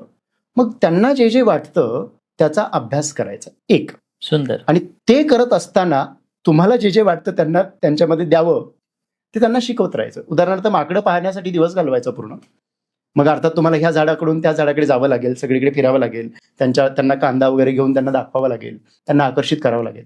आणि ते सगळं करताना किती माकडं आहेत, म्हणजे कितीही मुलगा शिकला, कॉन्व्हेंटचं कोणत्याही शाळेतल्या मुलाला माकडं मोजायला सांगा, मोजूच शकत नाही. ती सारखी उड्या मारतात ह्या झाडावरून त्या झाडावर. आता तुम्हाला उजळणी येऊन फायदा नाहीये नुसता, म्हणजे उजळणी तुम्हाला भरपूर येते, तुम्ही 100 पर्यंत काउंटिंग अगदी उत्कृष्ट करू शकता. माकडे मोजायची आहेत, कशी मोजणार? तिथे तुम्हाला भयंकर अलर्टनेस पाहिजे, निरीक्षण पाहिजे. जे माकड मोजलंय त्यांनी ह्या झाडावरून त्या झाडावर उडी मारली ते लक्षात ठेवता आलं पाहिजे. मग अशा गोष्टीतून मुलं फक्त उजळणी शिकत नाही, ते निरीक्षण शिकतात, झाडही शिकतात, त्याची उडी, त्याची गती, त्याचा वेग, त्याचा बॅलन्स, त्याचं वजन, हे सगळं भूमिती, गणित सगळं त्याच्यातून सुरू होतं. आणि मग त्याला प्रश्न येतोच, इतक्या लांब त्यांनी उडी कशी मारली. हे जेव्हा येतं तिथे अंतर येतं, तिथे वेळ येतो, अंतर आणि वेळेचं गणित येतं. तुम्हाला गणितात जावंच लागतं ना. मग गणिताची भूक निर्माण झाली पाहिजे, करेक्ट. अशी वाचनाची भूक निर्माण झाली पाहिजे. मग सिलेबस नाही, टाइम टेबल नाही. टाइम टेबल नसल्यामुळे मुलांना कधी लोड येत नाही अभ्यासाचा, कधी कंटाळा येत नाही. कधीही तुम्हाला जर काहीही वाटत असेल ते करू शकता. तुम्हाला खेळायचं, चला खेळायला, आम्ही खेळायलाच येतो. मग त्यांच्याबरोबर खेळायला जायचं, मग तिथेच त्यांचे विषय शिकवायचे किंवा त्यांना जे वाटतं ते करू द्यायचं. मुलांना जर मुक्तता दिली, मुक्तता म्हणजे स्वातंत्र्य, पूर्ण स्वातंत्र्य. स्वातंत्र्यासाठी तर लढलो ना आपण, बरोबर. पण आपण आपल्या मुलांना स्वातंत्र्य देतोय का? त्यांना 4 भिंतीमध्ये आणि 10 ठोक्यांमध्ये, म्हणजे घंटेचा ठोका, त्याच्यावर त्यांचं आयुष्य आहे. तुम्ही कायम कुठल्याही शाळेत जा आणि शेवटची घंटा झाल्यानंतर मुलं जी बाहेर पडतात ना, कॅमेरे घेऊन त्यांच्यासमोर बसा आणि त्यांच्या भावमुद्रा टिपा. तो जो आनंद आहे तो कुठेच दिसत नाही. शाळेतून निघताना आनंद का व्हावा? पिंजऱ्यातनं बाहेर काढल्यासारखं थोडक्यात. मग आपण हे सगळं जे करतोय त्यातून मग भारतीय शिक्षण काय? तर भारतीय शिक्षण हे देणं नाहीये, टीचिंग नाहीये तिथे.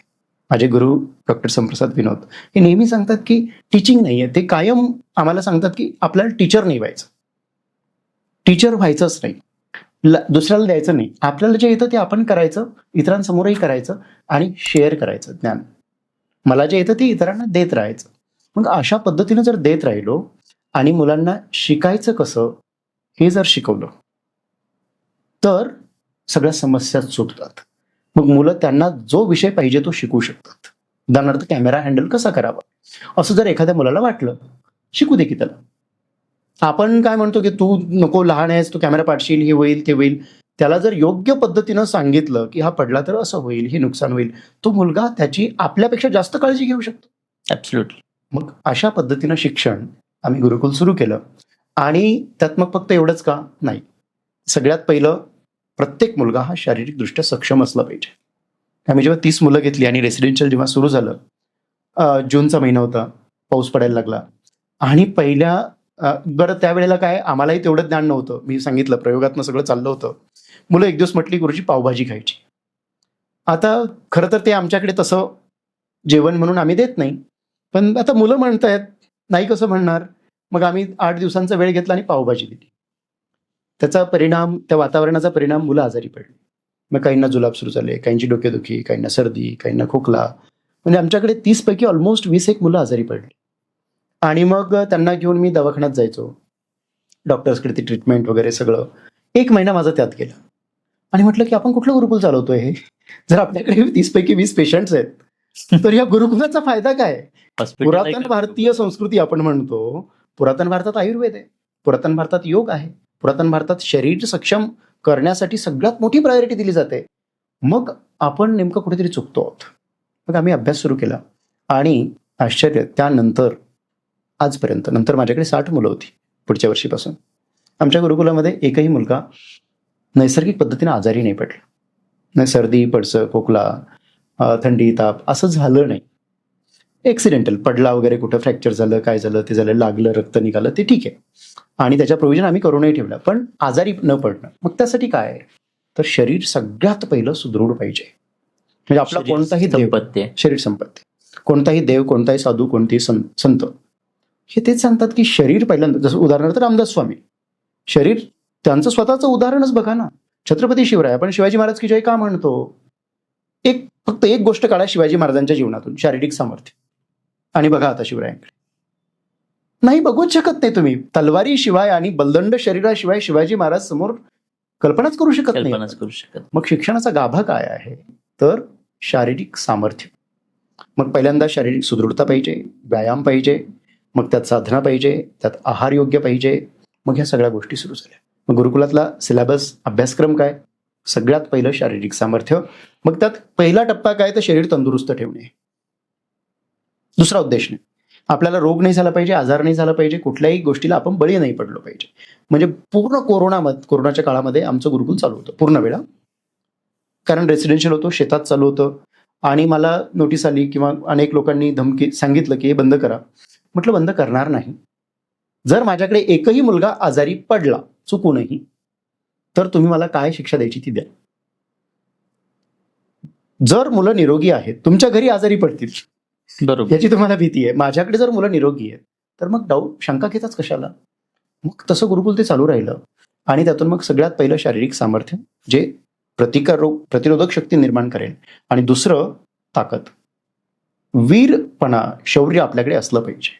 म्हणजे खूप सुरेख गोस्वामी तुलसीदासांनी रामचरितमानसमध्ये खूप सुरेख हे आहे, बिभीषण गीता म्हणून. तिथे राम बिभीषणाला उपदेश करतात आणि ते जे आहे तिथे ते रथाचं वर्णन करतात. म्हणजे बिभीषण रामाला विचारतो की राम भगवान, तुमच्याकडे तर काहीच नाही आहे, तुम्ही कुशाल जमिनीवर उभे आहात, तो रावण बघा किती बलशाली आहे, त्याच्याकडे रथ आहे, हे आहे ते आहे. त्याला श्रीराम सांगतात की माझा रथ काय ते ऐक. आणि पहिलंच चौपाई ते जे ऐकतात, सौरज धीरज तेही रथ चाक, सत्यशील दृढ ध्वजा पताका. त्यात पहिलंय सौरज आणि धीरज, शौर्य पाहिजे, धैर्य पाहिजे. मग हे जर तुमच्याकडे असलं पाहिजे, जोपर्यंत तुम्ही शरीर बळकट करत नाही तोपर्यंत धैर्य येऊच शकत नाही.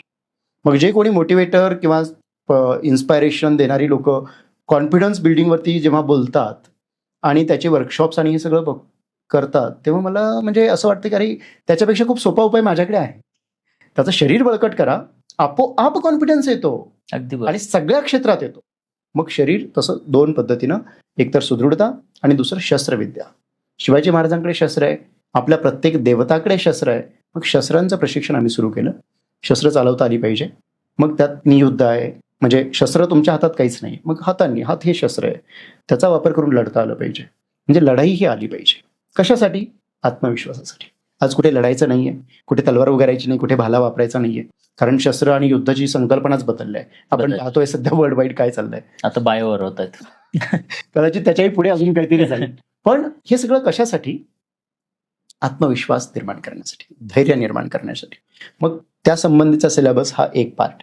दुसरं आरोग्य, मग त्यात खानपान आलं, आहार आला, त्यात दिनचर्या आली, त्यात ऋतुचर्या आली, त्यात आयुर्वेदाचे नियम आले, त्यात वनस्पती आल्या, त्यात वेगवेगळ्या म्हणजे योगशास्त्र आलं, त्यामध्ये पंचकर्म आलं. हा सगळा सिलेबसचा पार्ट. आणि हे सगळं शिकायचं ज्याला वेळेनुसार. असं काही नाही की सगळं एकदम बळजबरीच लादायचं आहे त्यांच्यावरती. 10 वर्षात कधीही शिकायचं, पण शिकायचं. मग त्याचे आम्ही टप्पे केले की पहिल्या टप्प्यात काय समजलं पाहिजे, कोणती गोष्ट पहिल्या टप्प्यात शिकलीच पाहिजे. मग आम्ही त्याला म्हणतो कंपल्सरी शिक्षण. उदाहरणार्थ आमच्याकडे काही गोष्टी कंपल्सरी आहेत. जेवढं सगळं जरी असलं, आम्ही मुक्तपणा वगैरे सगळं जरी म्हणत असलो, कंपल्सरी काय आहे? सकाळी उठणं नाही, सकाळी उठणं कंपल्सरी नाही आहे, पण जेवण कंपल्सरी आहे. आणि त्यात योग्य पद्धतीनं जेवणाच्या वेळा कंपल्सरी. म्हणजे सकाळचं जेवण साधारण 8 ते 9 मध्ये मिळेल, हो. दुपारचं आणि संध्याकाळचं 5च्या किंवा 6-7च्या आत संध्याकाळचं जेवण. त्याच्या फक्त वेळा आहेत, बाकी कशाच्या वेळा नाही आहेत. आणि बाकी मग तुम्ही म्हणलात सकाळी उठणं, ते कंपल्सरी नाही आहे. त्याचं खूप साधं गणित आहे. रात्री लवकर झोपवायचं मुलांना आणि त्यांना चॅलेंज द्यायचं की सकाळी 7 पर्यंत झोपून दाखव.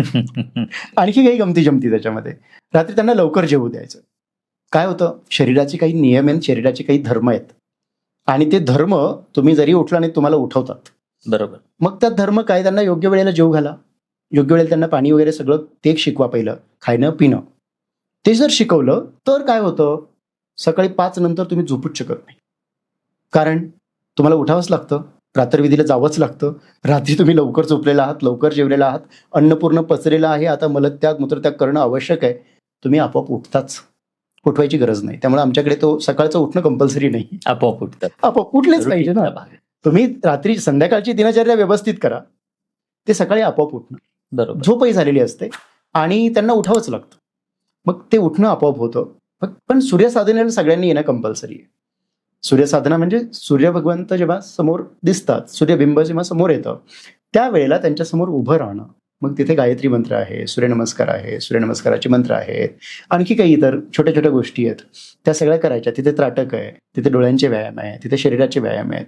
मग ते साधारण 2-1 तास आमचं सगळं चालतं. सूर्योदयाच्या अगोदर 30 मिनिटं, सूर्योदयानंतर साधारण 1.5 तास.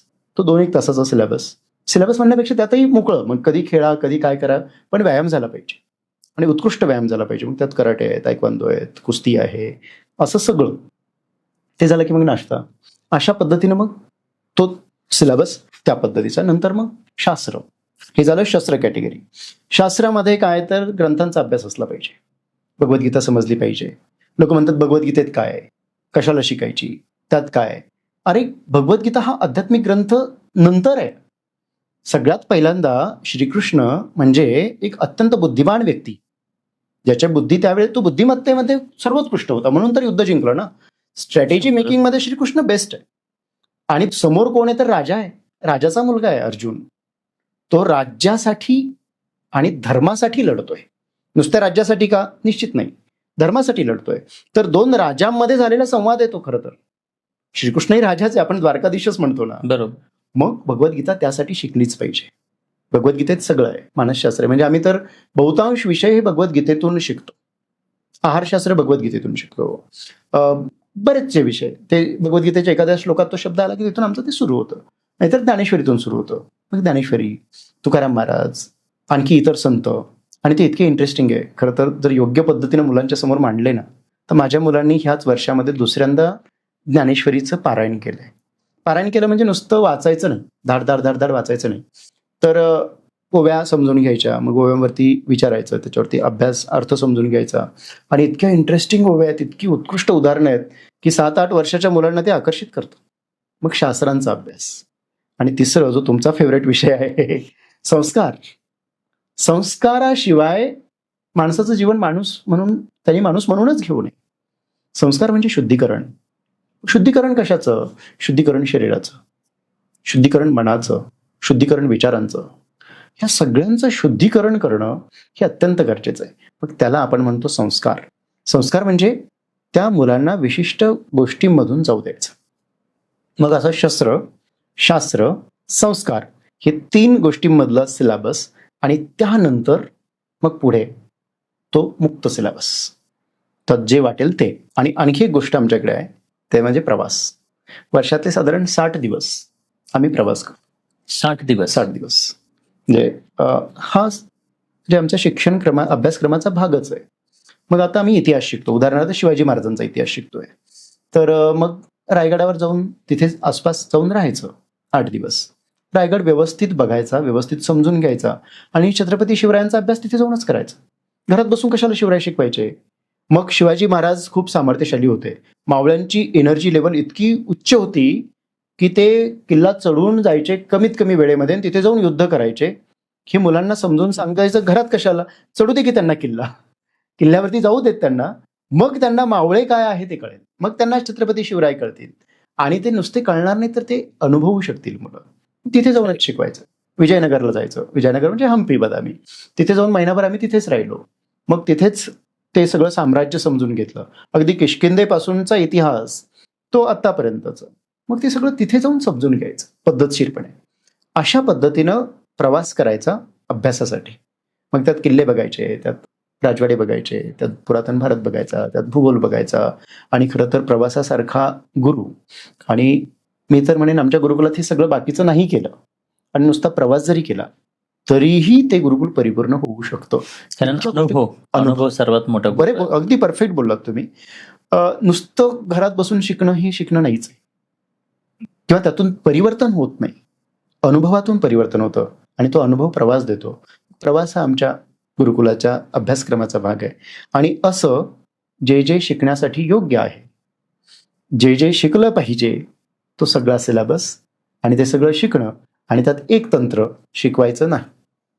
हे ज्या शिक्षकाला कळतं तो गुरु होण्याच्या कडे त्याचा प्रवास सुरू होतो. आचार्य, त्याच्या आचरण करतो तो आचार्य. मग तो आचार्य पदाकडे जायला सुरुवात करतो. शिकवायचं नाही असा शिक्षक जर असेल, मग त्याला काय करावं लागतं? त्या शिक्षकाला भयंकर म्हणण्यापेक्षा त्या शिक्षकाला योग्य पद्धतीनं साधना करावी लागते. स्वतः जगावं लागतं. स्वतःचं आयुष्य, स्वतःच्या सवयी, स्वतःचे आचार विचार हे सगळं बदलावं लागतं. मुलं तुम्ही सांगता त्यातून शिकत नाहीत. मुलं तुम्ही जे करता त्यातून जास्त शिकतात. त्यासाठी आपल्याला पहिल्यांदा आचरण करावं लागतं. आणि ते जर झालं तर त्याला म्हणतात गुरुकुल. ते आचार्यकुल आहे. सुंदर. त्याशिवाय ते गुरुकुल आणि आचार्यकुल होऊ शकत नाही. थोडं लांबलं माझं उत्तर आणि बोलणं, पण ते आवश्यक. डीप मध्ये आणि खूप छान उत्तर दिलं. खूपच सुंदर. मला यानंतर विचारायचं की आता तुम्ही गुरुकुलाची ही जी काही संकल्पना अभ्यासातून, कारण रेडीमेड असं तुम्हाला कुठे मॉडेल करायला भेटलं नाही. तुम्ही ह्या गोष्टी स्वतः अभ्यासल्या, आचरणात आणल्या, स्वतःच्या मुलांसाठी म्हणून त्या चालू केल्या आणि त्या माध्यमातून ते लोकांपर्यंत आता द्यायला तुम्ही सुरुवात केली. पण तुमच्या अभ्यासक्रमामध्ये जी काही भारतामधली नालंदा असेल, तक्षशिला असेल, अशा ज्या काही गुरुकुल्स होते, ज्या आपण इतिहासामध्ये आता पाहतो, तर त्यांचा काय अभ्यास केला का? त्याबद्दल काही माहिती असेल तर थोडंसं उत्सुकता. हो, म्हणजे भारतामध्ये लाखो गुरुकुलं आणि हजारो म्हणजे शेकडो किंवा हजारो विद्यापीठ आणि शेकडो विश्वविद्यापीठ होती. आणि ही हजारो वर्ष होती, 100 वर्ष वगैरे असं नाही, हजार वर्षांचा इतिहास होता विद्यालय. उदाहरणार्थ तक्षशिला आहे, नालंदा आहे, विक्रमशिला आहे, वल्लभी आहे. वेगवेगळ्या भागामध्ये वेगवेगळ्या पद्धतीची गुरुकुल होती. त्यात 2 पद्धतीचं होतं. काही गुरुकुलं ही विशिष्ट शिक्षणासाठी ओळखली जात होती. उदाहरणार्थ अर्थशास्त्र शिकायचंय, राजकारण शिकायचंय, तक्षशिला बेस्ट. युद्धशास्त्र शिकायचंय, इथलं एक गुरुकुल. मूर्तिशास्त्र शिकायचंय, वेगळं गुरुकुल. विषयांना काही वाहिलेली होती आणि बऱ्याचशा गुरुकुलांमध्ये स्पेशलायझेशन होतं जे आज आहे. आणि हजारो आचार्य होते शिकवणारे. ते तपस्या करत होते, साधना करत होते आणि साधनेतून शिकवत होते. एक उदाहरण देतो. प्रश्नोपनिषद नावाचं उपनिषद आहे आपल्याकडे. पिपलाद नावाचे ऋषी आहेत आणि त्यांच्याकडे काही विद्यार्थी जे त्यांचं पूर्ण शिक्षण झालेलं आहे बरं का, जे उच्च शिक्षित आहे, पण तरीही त्यांना काही प्रश्न आहेत आणि त्या प्रश्नांचं उत्तर ते ऋषी देऊ शकतात असं यांना वाटतंय. म्हणून हे विद्यार्थी त्यांच्याकडे जातात. कथेतूनच सुरू होतं प्रश्नोपनिषद. आणि तिथे जाऊन त्यांना भेटतात त्या काळाच्या पद्धतीप्रमाणे आणि त्यांना विनंती करतात की आमचे काही प्रश्न आहेत, आम्ही असं असं शिक्षण घेतलेलं आहे आणि आता आमच्या त्या प्रश्नांचे उत्तर आपण द्यावं अशी आम्ही आपल्याला विनंती करतो. ते म्हणतात थांबा, तुमचे प्रश्न पहिले मला सांगा, त्यानंतर मी साधना करीन. 1 वर्ष तुम्ही इथे गोसेवा करा किंवा माझ्या आश्रमात सेवा करा. 1 वर्ष मी साधना करीन, त्यानंतर जर मला त्या प्रश्नांची उत्तरं मिळाली तर मी तुम्हाला उत्तर देईन. ह्या अटीवर हे विद्यार्थी त्या गुरुकुलामध्ये सेवा करण्यासाठी थांबतात. त्यांना तो आत्मविश्वास आहे, गुरु याची उत्तरं देणार आहेत, ते साधना करणार आहेत, त्यांना साधनेतून त्याची उत्तरं मिळणार आहेत. आणि खरं तर या सगळ्याची त्यांना अगोदरच माहिती की हे देऊ शकतात म्हणून तर ते त्यांच्याकडे गेले. बरोबर. पण तुम्हाला उच्च प्रतीचं ज्ञान घेण्यासाठी तेवढी पात्रताही निर्माण करावी लागते. मग ही गुरु शिष्य परंपरा होती. या पद्धतीनं ते चालत होतं. म्हणजे गुरुकुलं कशी होती तर अशी होती. मग गुरुकुलांचा अभ्यास करण्यासाठी जेव्हा मी फिरलो तर दुर्दैव आहे, फक्त स्ट्रक्चर जे काही पडलेलं तिथे आहे ते सोडून दुसरं काहीच नाही आहे उपलब्ध. उदाहरणार्थ नालंदाला जर गेलं तर फक्त काही भिंती, काही जे काही त्याला आपण काय म्हणूया की पुरातत्व गोष्टी जसं आहे, पडझड झालेल्या गोष्टी तेवढ्याच फक्त पाहायला मिळतात. अभ्यासाला तशा विशेष अशा काही नाही आहेत. पण जेव्हा मी परदेशातला प्रवास सुरू केला, उदाहरणार्थ कंबोडिया, थायलंड, व्हिएतनाम, त्या देशांमध्ये जेव्हा गेलो आणि तिथल्या ज्या देशात जायचं तिथल्या पुरातन गोष्टींचा अभ्यास करायचा, मग तिथल्या राजेशाहीचा 2000 वर्ष 3000 वर्षांचा जेव्हा अभ्यास सुरू केला, गमतीचा भाग म्हणजे त्यांच्याकडे तक्षशिला, नालंदा याचे उल्लेख मला मिळाले. हो. त्यांचे राजपुत्र हे इथे शिक्षणासाठी यायचे, इथे शिकायचे आणि इथल्या एखाद्या आचार्यांना विनंती करायची की आपण कृपा करून आमच्या देशामध्ये येऊन आम्हाला मार्गदर्शन करा. किंवा म्हणजे आमच्याकडे जे राजपुरोहित आहे किंवा राजाचा जो राजगुरू आहे, तिथे आजही राजगुरू ही संकल्पना आहे. थायलंडमध्ये आजही राजगुरू ही संकल्पना आजही आहे आणि त्याच्या थ्रूच ते सगळं चालतं. त्यांच्या विधी वगैरे, धार्मिक गोष्टी वगैरे बऱ्याच गोष्टी तिथं चालतात आजही. तर मग तिथून मला जास्त संदर्भ त्यांचे मिळाले आणि मग त्या देशांचा इतिहास जेव्हा पाहिला तेव्हा आपली गुरुकुलं, आपल्या गुरुकुलांची महत्ता, आपल्या गुरुकुलांचं सामर्थ्य तिथून कळलं. मग तसं त्या गुरुकुलांचा, त्या विद्यापीठांचा अभ्यास सुरू केला. तिथे काय काय शिकवत होते. दुर्दैवानं हे सगळं शिकण्यासाठी आणि अभ्यासण्यासाठी आपल्याला परदेशी अभ्यासकांचा आधार घ्यावा लागतो सध्या. कारण मध्यंतरीच्या काळामध्ये आपले सगळे डॉक्युमेंट्स, आपल्या सगळ्या गोष्टी या सगळ्या लुटल्या गेल्या, जाळल्या गेल्या, तोडल्या गेल्या, फोडल्या गेल्या. मग हे सगळं करताना म्हटलं की आपण गुरुकुलांचा अभ्यास करायचा कसा. मला एक जे उत्तर सुरेख पद्धतीने मिळालं ते आहे मंदिर. पुरातन मंदिरांचा जर आपण योग्य पद्धतीने अभ्यास सुरू केला तर गुरुकुलच काय, कोणताही विषय जर तुम्हाला पद्धतशीरपणे, सखोलपणे अभ्यासायचा असेल तर मंदिरं अभ्यासा. कारण मंदिरामध्ये सगळं आहे. उदाहरणार्थ वेरूची कैलास लेणी किंवा कंबोडियाचं अंकोरवॉट मंदिर किंवा कोणतंही मंदिर, त्या मंदिरात जायचं आणि त्याला अभ्यासपूर्वक बघायला सुरुवात करायची. मी खूप छान त्याला 4 शब्दांमध्ये करतो की जर तुम्ही सामान्य म्हणून गेलात आणि पाहिलं, फक्त फोटो काढण्यासाठी गेलात, तर तुम्हाला फक्त दगड दिसतील. इंग्रजीमध्ये आपण त्याला म्हणूया स्टोन्स. गेलात त्या लेणीमध्ये किंवा मंदिरामध्ये, तर तुम्ही गेला, फोटो काढले आणि परत आला, कोणीतरी तुम्हाला विचारलं काय पाहिलं, दगड, ओनली स्टोन्स, तिथे काहीच नाहीये बाकी. सामान्य दृष्टी. थोडीशी दृष्टी आपली विकसित केली तर त्या स्टोन्समध्ये अनेक स्टोरीज आहेत. तिथे फक्त दगड बांधलेले तसं नाहीये ना, तिथे अनेक कथा कोरलेल्या आहेत. मग त्या कथा जर आपण समजून घेतल्या तर आपल्याला तिथे आणखी रंजकता, आणखी क्युरिओसिटी, आणखी आपल्याला त्याच्यात आकर्षण आणखी वाढतं. मग थोडीशी बौद्धिक विकास, बौद्धिक आपण यांना जर बघितलं तर स्टोन्सच्या पुढचा पार्ट आपल्याला दिसतो, तो म्हणजे स्टोरीज. त्याच्याही पुढे आपण गेलो, आणखी चिकित्सक नजरेने गेलो. स्टोरीज कशासाठी, का, ह्याच स्टोरीज का, आपल्याकडे हजारो स्टोरीज असताना एवढ्याच का निवडल्या, एवढ्याच का ठेवल्या इथे. तर त्याच्या पुढे जेव्हा आपण जातो तेव्हा दिसतं science. Stones, stories, science. Science. आणि मग सायन्स जेव्हा आपल्याला मंदिरातलं कळायला लागतं, खरं तर आपण एवढासा चष्मा घेऊनच जातो. आपण मंदिर कसं पाहतो? सायन्सच्या दृष्टिकोनातून. एक वाईट सवय आपल्याला लागली आहे, कोणतीही गोष्ट सायंटिफिक आहे का? मी याला सायंटिफिक सुपरस्टिशन असा शब्द वापरतो. कोणतीही गोष्ट तुम्ही गर्भसंस्कार मुलांसमोर किंवा लोकांना सांगा, ते म्हणतात इज इट सायंटिफिक? बरं. अरे एवढ्याशा चष्म्यातून एवढं मोठं जर बघायचा प्रयत्न केला तर तुला एवढंच दिसणार आहे. त्यामुळे सायंटिफिक हा प्रश्न विचारणंच चुकीचं आहे. आणि बरोबर. जर सायंटिफिक असेल तर मी मानेन, नाहीतर मी नाही मानणार. मला नाही पटत. मग त्याला वैज्ञानिक अंधश्रद्धा असं आपण म्हणूया. मग सायन्स जेव्हा कळायला लागतं तेव्हा आपल्याला समजतं की अरे आजचं सायन्स हे खूप खुजं आहे, छोटं आहे. त्याच्यापेक्षा मोठं सायन्स या लोकांनी ही मंदिरं उभी करण्यासाठी वापरलं आहे. आणि शेवटचा एस त्यातला जो आहे तो आहे स्पिरिच्युअलिटी, अध्यात्म. मग मी म्हणतो की मंदिरं जाऊन डिकोड करूया. तिथली एक कथा आपण तिला डिकोड करूया, व्यवस्थित वाचूया, व्यवस्थित अभ्यासूया. एक कथा चित्रण करण्यासाठी काय काय लागलं असेल? त्या कथेमध्ये प्राणी आहे, म्हणजे प्राण्यांच्या मूर्ती आहेत, पक्ष्यांच्या मूर्ती आहेत, माणसांच्या मूर्ती आहेत, गंधर्वांच्या मूर्ती आहेत, देवतांच्या मूर्ती आहेत, त्यांची शस्त्र आहेत कोरलेले दगडामध्ये. एका कथेमध्ये एवढ्या अनेक गोष्टी कोरलेल्या आहेत. त्यांची फिजिओलॉजी, अॅनाटॉमी सुद्धा कोरलेली आहे. बरगड्या कोरलेल्या आहेत, हाडं कोरलेली आहेत, त्यांच्या धमन्या, रक्तवाहिन्या कोरलेल्या आहेत दगडांमध्ये. मग हे सगळं करण्यासाठी त्यांना किती अभ्यास करावा लागेल? त्यांच्या भावमुद्रा कोरलेल्या आहे, म्हणजे बॉडी लँग्वेज तुम्हाला अभ्यासावी लागेल. मग असं जेव्हा मंदिरात मी जायला सुरुवात केली गुरुकुलांचा अभ्यास करण्यासाठी, तेव्हा लक्षात असं आलं की असे शेकडो विषय आहेत. उदाहरणार्थ chemistry, mathematics, history, geography, art, painting, design, sculptor, आणखी धातुशास्त्र, वास्तुशास्त्र, ज्योतिषशास्त्र, भूगर्भशास्त्र, भूगोल, असे अनेक विषय तुम्हाला अभ्यासावे लागतात. त्याशिवाय मंदिर कळत नाही. मग हे सगळे विषय जेव्हा तुम्ही अभ्यासायला लागता, आपोआप प्राचीन गुरुकुल उलगडायला लागतं. हे सगळे कोणीतरी गुरूंनी शिकवलंच ना त्यांना. बरोबर. धातुशास्त्र शिकवल्याशिवाय त्यांनी कोरलं का? नाही.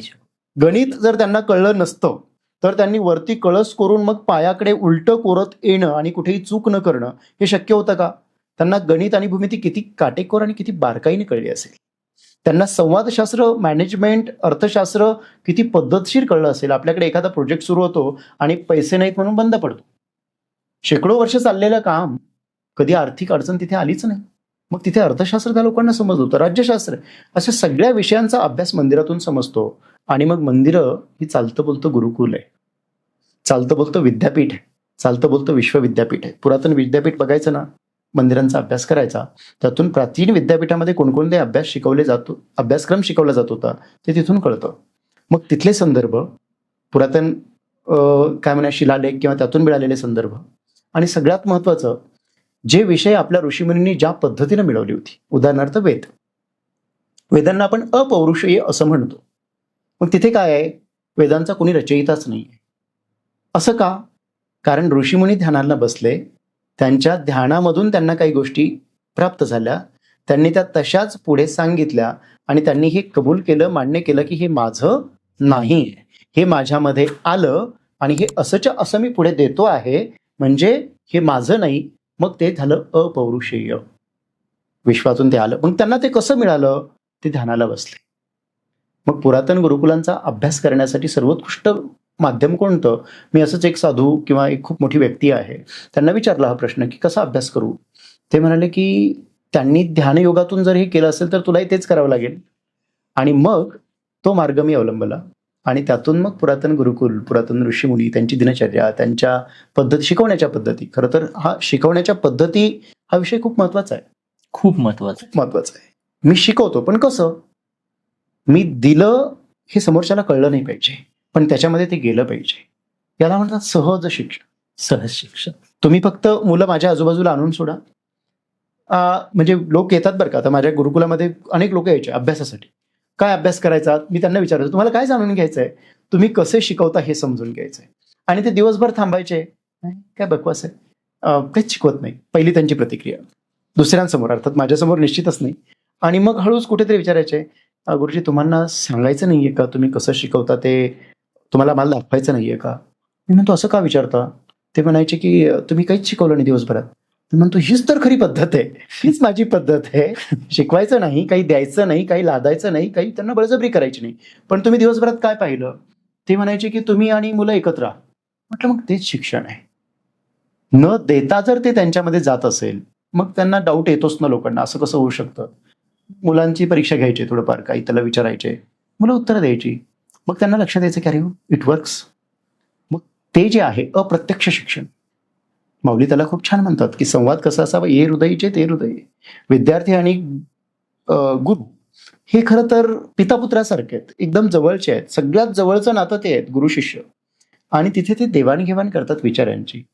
म्हणजे तुम्ही महाभारत रामायण जर नीट अभ्यासलं आणि त्यातलंही ते गुरुगृही जेव्हा राहिले, श्रीकृष्ण रामायण प्रभू श्रीराम, तेव्हाचं जर वाचलं, अभ्यासलं किंवा अगदी सिरियलमध्ये जरी पाहिलं, तरी त्यात लक्षात असं येईल की गुरु डोळे बंद करून बसले आहेत, समोर शिष्य बसलेले आहेत आणि थोड्या वेळानं त्यांना जे पाहिजे म्हणजे मोठी मोठी अस्त्र शस्त्र, सिरियलमध्ये हे सगळं बरोबर. बेसिक जरी पाहिलं आपण, बाकी चला अभ्यासाचा विषय सोडून देऊ, सिरियलमध्ये सुद्धा ते ध्यानाला बसले आणि मग ते अस्त्र देण्यात आलं. असं सिरियलमध्ये पाहतो आपण, पिक्चरमध्ये पाहतो. मूळ तेच होतं. ब्रह्मास्त्र कोणाला दिलं जायचं? ज्याच्याकडे ते ग्रहण करण्याची क्षमता आहे त्यालाच. मग ती धारण करण्याची, ग्रहण करण्याची क्षमता म्हणजे काय? तर त्याचं स्थैर्य, त्याची शांतता, त्याची स्थिरता, त्याची ध्यानामधली प्रगती, त्याला त्याची शांती, त्याची निर्णय क्षमता, या सगळ्या गोष्टींवरती त्याला ते ब्रह्मास्त्र दिलं जायचं. मग हा माझा फेवरेट आहे म्हणून दिलं ब्रह्मास्त्र असं होत नव्हतं. गुरुही त्या क्षमतेचे होते आणि विद्यार्थ्यांना त्या क्षमतेचं ते तयार करायचे आणि मग ते दिलं जायचं. तर हे गुरुकुलाचं जे स्ट्रक्चर होतं त्या काळातलं, म्हणजे विद्यापीठांचा अभ्यास आपल्याला तसा डायरेक्ट करता येत नाही, पण अप्रत्यक्ष पद्धतीनं जर गेलो मंदिरं आणि ह्या सगळ्या पद्धतीतून आणि ध्यानयोगाच्या पद्धतीतून, तर आपल्याला विद्यापीठं, विश्वविद्यापीठं, पूर्वीची शिक्षण पद्धती, त्यांच्या शिकवण्याच्या पद्धती, या सगळ्यांचं आकलन करता येऊ शकतं आणि करता येतं आणि त्याचे परिणामही खूप सुंदर दिसतात मला. नक्कीच. आज आपण जी काही परिस्थिती मार्केटमध्ये पाहतोय की आपल्या आजूबाजूला उपलब्ध असणारी आजची एज्युकेशन सिस्टीम, ज्याच्यामध्ये म्हणजे सर्व एकाच पॅटर्न मधनं, मग त्याच्यात त्याला रुची असो नसो, म्हणजे हे म्हणजे आपण जसं म्हटलं की माशाला सुद्धा झाडावर चढायला शिकवलंच पाहिजे, मग त्याला मार्क्स किती पडतात त्यानुसार त्याला मार्क्स दिले जाणार. सो ही कंपल्शनच्या माध्यमातून आपण कुठेतरी कारकून तयार करतोय. लॉर्ड मॅकॉलोनी जी काही सिस्टीम आणली आणि तीच आज कारकून बनवणारी सिस्टीम आपल्याकडे फॉलो केली जाते. आणि मला वाटतं की त्यामुळे जी गुणवत्ता, आज हजारो वर्षांपूर्वी बांधले गेलेले ही मंदिरं, किल्ले आजही स्थिरतावर आहेत. पण अगदी गेल्या वर्षी बांधलेला एखादा इंजिनियर डिग्री घेऊन बांधला गेलेला तो ब्रिज आज टिकत नाहीये.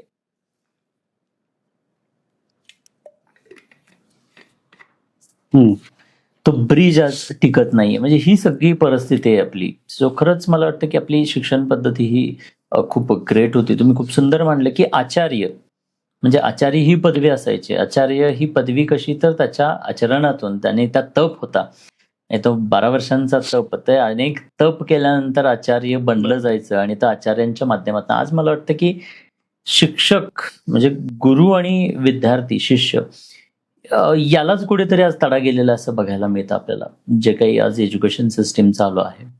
सो या प्रकारच्या गुरुकुल पद्धतींचा वापर इथून पुढे झाला पाहिजे.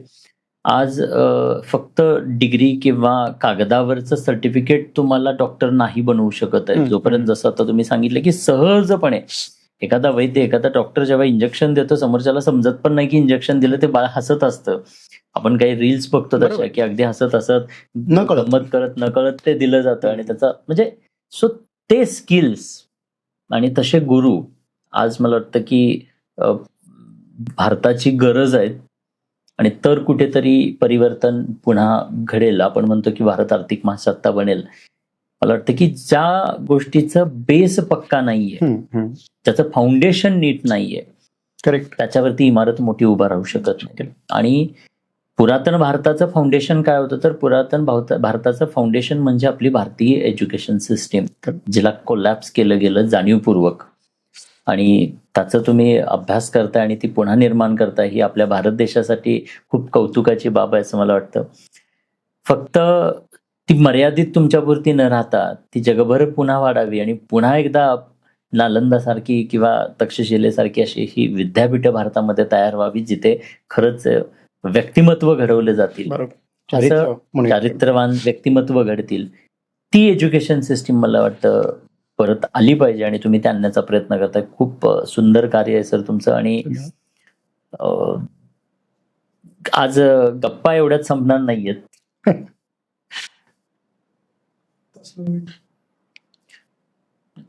ओके, लगेच आपल्या गप्पा तशा जमणार नाहीत. विषय खूप आहे तुमच्याकडे, कारण मंदिरांवरती बोलायचं झालं तर आपण मंदिरांवरती खूप सारं चर्चा करू शकतो. त्यातून अजून खूप वेदांबद्दल खूप सारी माहिती घेऊ शकतो, उपनिषदांबद्दल माहिती घेऊ शकतो.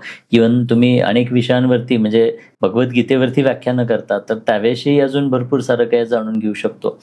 सो एका बैठकीत हे सगळं काही जाणून घेता येईल असं मला वाटत नाही. त्यामुळे आज आपण इथेच थांबूयात आणि पुन्हा आपण भेटत राहूयात, कारण हा विषय, महत्वाचा विषय जो मी आज तुमच्या समोर म्हणजे आपण चर्चेत घेतला, तो विषय म्हणजे आजची एज्युकेशन सिस्टीम आणि आपलं गुरुकुल पद्धती. आणि हे गुरुकुल पद्धतीचं जे काही तुम्ही अभ्यास करताय किंवा स्वतः तुम्ही आचरणात आणलेले आहात, त्याला कुठेतरी स्पीडअप मिळालं पाहिजे. माझा शेवटचा आणि पुढचा प्रश्न असा आहे की आपल्या पॉडकास्ट नंतर अनेक लोकांना वाटेल की माझ्याही मुलाला तुमच्याकडे पाठवायचं आहे. तर काय तशी प्रोव्हिजन आहे का, किंवा फक्त मुलाला पाठवणं इतपत पण सफिशियंट होणार नाहीये, कारण तुम्ही एकटे भारताच्या तुलनेत किंवा जगाच्या तुलनेत खूप कमी आहात. तुमच्यासारखी अनेक व्यक्तिमत्व अजून घडली पाहिजेत. सो त्याबद्दल काय माहिती द्याल तुम्ही? तर सध्या गुरुकुल आपण पुण्यामध्ये चालू करतोय. पुण्यामध्ये म्हणजे पुण्यापासून जवळ पानशेत धरणाच्या बाजूला तिथे आपण गुरुकुल सुरुवात करतो आहोत. नवीन गुरुकुल जे पुण्याच्या परिसरात असेल. तिथे विद्यार्थी एका मर्यादित क्षमतेमध्ये म्हणजे साधारण 30 विद्यार्थी आपण पहिल्या वर्षी घेऊ शकू असा अंदाज आहे. त्यातही जसं इन्फ्रास्ट्रक्चर उभं राहील त्या पद्धतीनं ते होईल, पण साधारण मार्च-एप्रिलपर्यंत ते उभं राहणं अपेक्षित आहे. आणि दुसरं गुरुकुल आपण वेरूळमध्ये पुढच्या वर्षी सुरुवात करणार आहोत, जे ऑलरेडी तिथे चालूच होतं, पण तिथे मुद्दाम आम्ही एक मधला काळ थोडंसं थांबलो. तिथेही आपण गुरुकुल सुरुवात करणार आहोत आणि अशी गुरुकुलं भरपूर वाढली पाहिजेत, कारण ती गरज आहे. त्यासाठी आचार्य निर्माण जे आहे, शिकवणारे जे शिक्षक आहेत सामान्य भाषेमध्ये, ते निर्माण करायचे किंवा तसे तयार करायचे. मग त्याचाही एक प्रयत्न चालू आहे. सध्या 5-6 विद्यार्थी तरी भारतात आणि काही परदेशात असे आहेत की जे माझ्याकडे साधारण 1 वर्षभर 2 वर्ष अशी राहिली आहेत आणि ह्या पद्धतीतून त्यांनी शिक्षण घेतलंय. मग ती मुलं आता सध्या कुठेतरी शिकवतातच. तर जेवढे आचार्य तेवढीच गुरुकुलं वाढू शकतात. बरोबर. फ्रँचायझी मॉडेल हे होऊ शकत नाही आणि तसं व्हायलाही नाही पाहिजे. हल्ली काय होतं ना, गुरुकुल हा शब्द एवढा गुळगुळीत करून ठेवला आहे की कुठेही कोणीही गुरुकुल शब्द वापरतो. वापरा निश्चित, पण त्यात गुरु पाहिजे आणि गुरुचा परिवारही पाहिजे, त्याला गुरुकुल म्हणतात. तसं नसताना उगीच तिथे काहीतरी करायचं आणि त्याच्या फीस सुद्धा म्हणजे हल्ली तर ते अवाक्याच्या बाहेर गेलंय. लाखो रुपयामध्ये त्याच्या फीस, मग ते घ्यायचं आणि त्यात शिकवायचं आणि मग ते देण्याचा प्रयत्न करायचा. म्हणजे गुरुकुल आपण वेस्टर्नाइज मध्ये आणतो आहोत. आपण फक्त नाव दिलं त्याला, एवढंच नाही, नाव दिलं. आणि दुसरी वाईट गोष्टच म्हणेल मी, आपण गुरुकुल सारखी भारतीय परंपरेतलं शिक्षण त्याला वेस्टर्नाइज स्ट्रक्चरमध्ये आणतोय. म्हणजे काय, त्याला टाइम टेबल, त्याला सिलेबस, त्याला स्ट्रक्चर, त्याला सगळ्याच गोष्टी, म्हणजे तुम्ही हेच शिकवणार, फक्त नाव गुरुकुल ठेवणार. मग ते गुरुकुल नाही होऊ शकत. बरोबर. तिथे विद्या पाहिजे, तिथे ज्ञान पाहिजे, तिथे अनुभव पाहिजे, तिथे अनुभूती पाहिजे. तिथे ह्या सगळं जोपर्यंत होत नाही तोपर्यंत ते होणार नाही.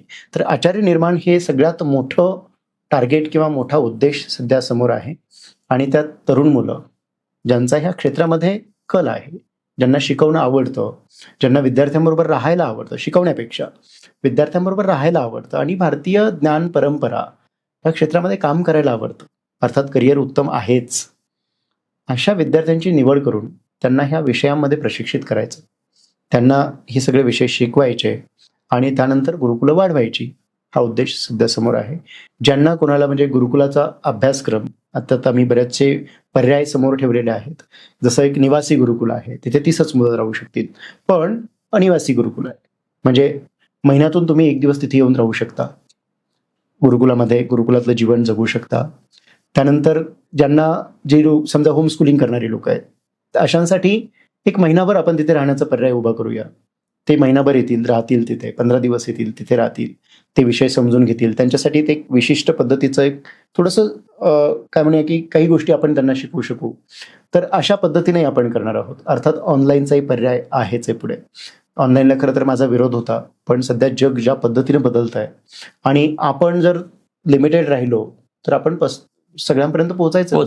त्यामुळे विश्वरूप दर्शन जे आपण भगवद्गीतेत वाचतो म्हणतो, तशासाठी ऑनलाईन जाणं तोही पर्याय आहे.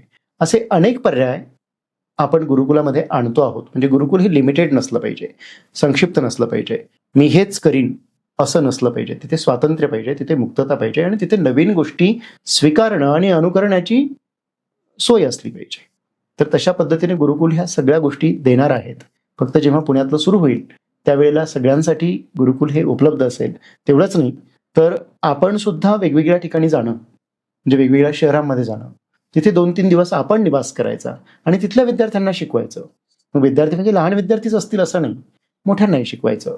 असाही एक विषय, म्हणजे असे अनेक पर्याय आपण गुरुकुलामध्ये निर्माण करतो आहोत आणि त्यातून भारतीय संस्कृती, भारतीय ज्ञान, गुरुकुलाचं शिक्षण हे लोकांपर्यंत पोहोचलं जरी निश्चित. तरी सुद्धा खूप मोठं काम होईल.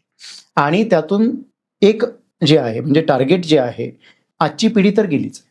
म्हणजे जे आज 1ली ते 10वी पर्यंतची मुलं आहेत यांना दुर्दैवानं ह्याच सध्या तुम्ही जो मार्केट शब्द वापरला मगाशी, ह्याच स्ट्रक्चरमध्ये शिकणं त्यांना भाग आहे बिचाऱ्यांना. पण ते जेव्हा पालक होतील तेव्हा त्यांची मुलं ही गुरुकुलात शिकली पाहिजे. पण ती कधी शिकतील? जेव्हा यांच्या डोक्यात गुरुकुल जाईल. बरं, नक्की. यांना आपल्याला कन्व्हिन्स करायचं नाहीये, यांना आपल्याला समजावून सांगायचं नाहीये, यांना आपल्याला मार्केटिंग करायची गरज नाहीये. गुरुकुलामध्ये परिणाम आहेत. जर परिणाम उत्तम असतील, गुरुकुलातला विद्यार्थी जर उत्कृष्ट उद्योजक, उत्कृष्ट जे कोणत्या क्षेत्रात काम करेल ते क्षेत्र जर उत्कृष्ट काम करू शकत असेल, परिणाम उत्कृष्ट असतील, तर लोक गुरुकुलाकडे वळतील. 2 विद्यार्थ्यांवर सुरू झालेलं गुरुकुल आम्ही वेरूळला जेव्हा सुरू केलं तेव्हा तिथे शेकडो लोकांचं वेटिंग असायचं. जून, जुलै, ऑगस्ट मला ऍडमिशन नाकारण्यासाठी बसावं लागायचं. लोक यायचे, ऍडमिशन पाहिजे, आणि मी सांगायचो माफ करा, ऍडमिशन देऊ शकत नाही कारण जागाच नाही. मग मला धमक्या यायच्या, मला राजकारण्यांचे फोन यायचे, एक मुलगा ऍडजस्ट करू शकत नाही का, एक रूम बांधून देतो, इथपर्यंत लोक बोलायची. म्हटलं एक रूम बांधून द्याल, आणखी एक पुंडलिकवाद आणणार कुठून? ते शिकवायला माणूसही लागेल ना. मग तुम्ही रूम बांधाल, इन्फ्रास्ट्रक्चर कराल, मला माणसंही निर्माण करावी लागतील. तर तसं गुरुकुल ही वाढवायची तर निश्चितच आहे, पण परिणाम जर असेल तर लोक तुमच्याकडे नंबर बघतील.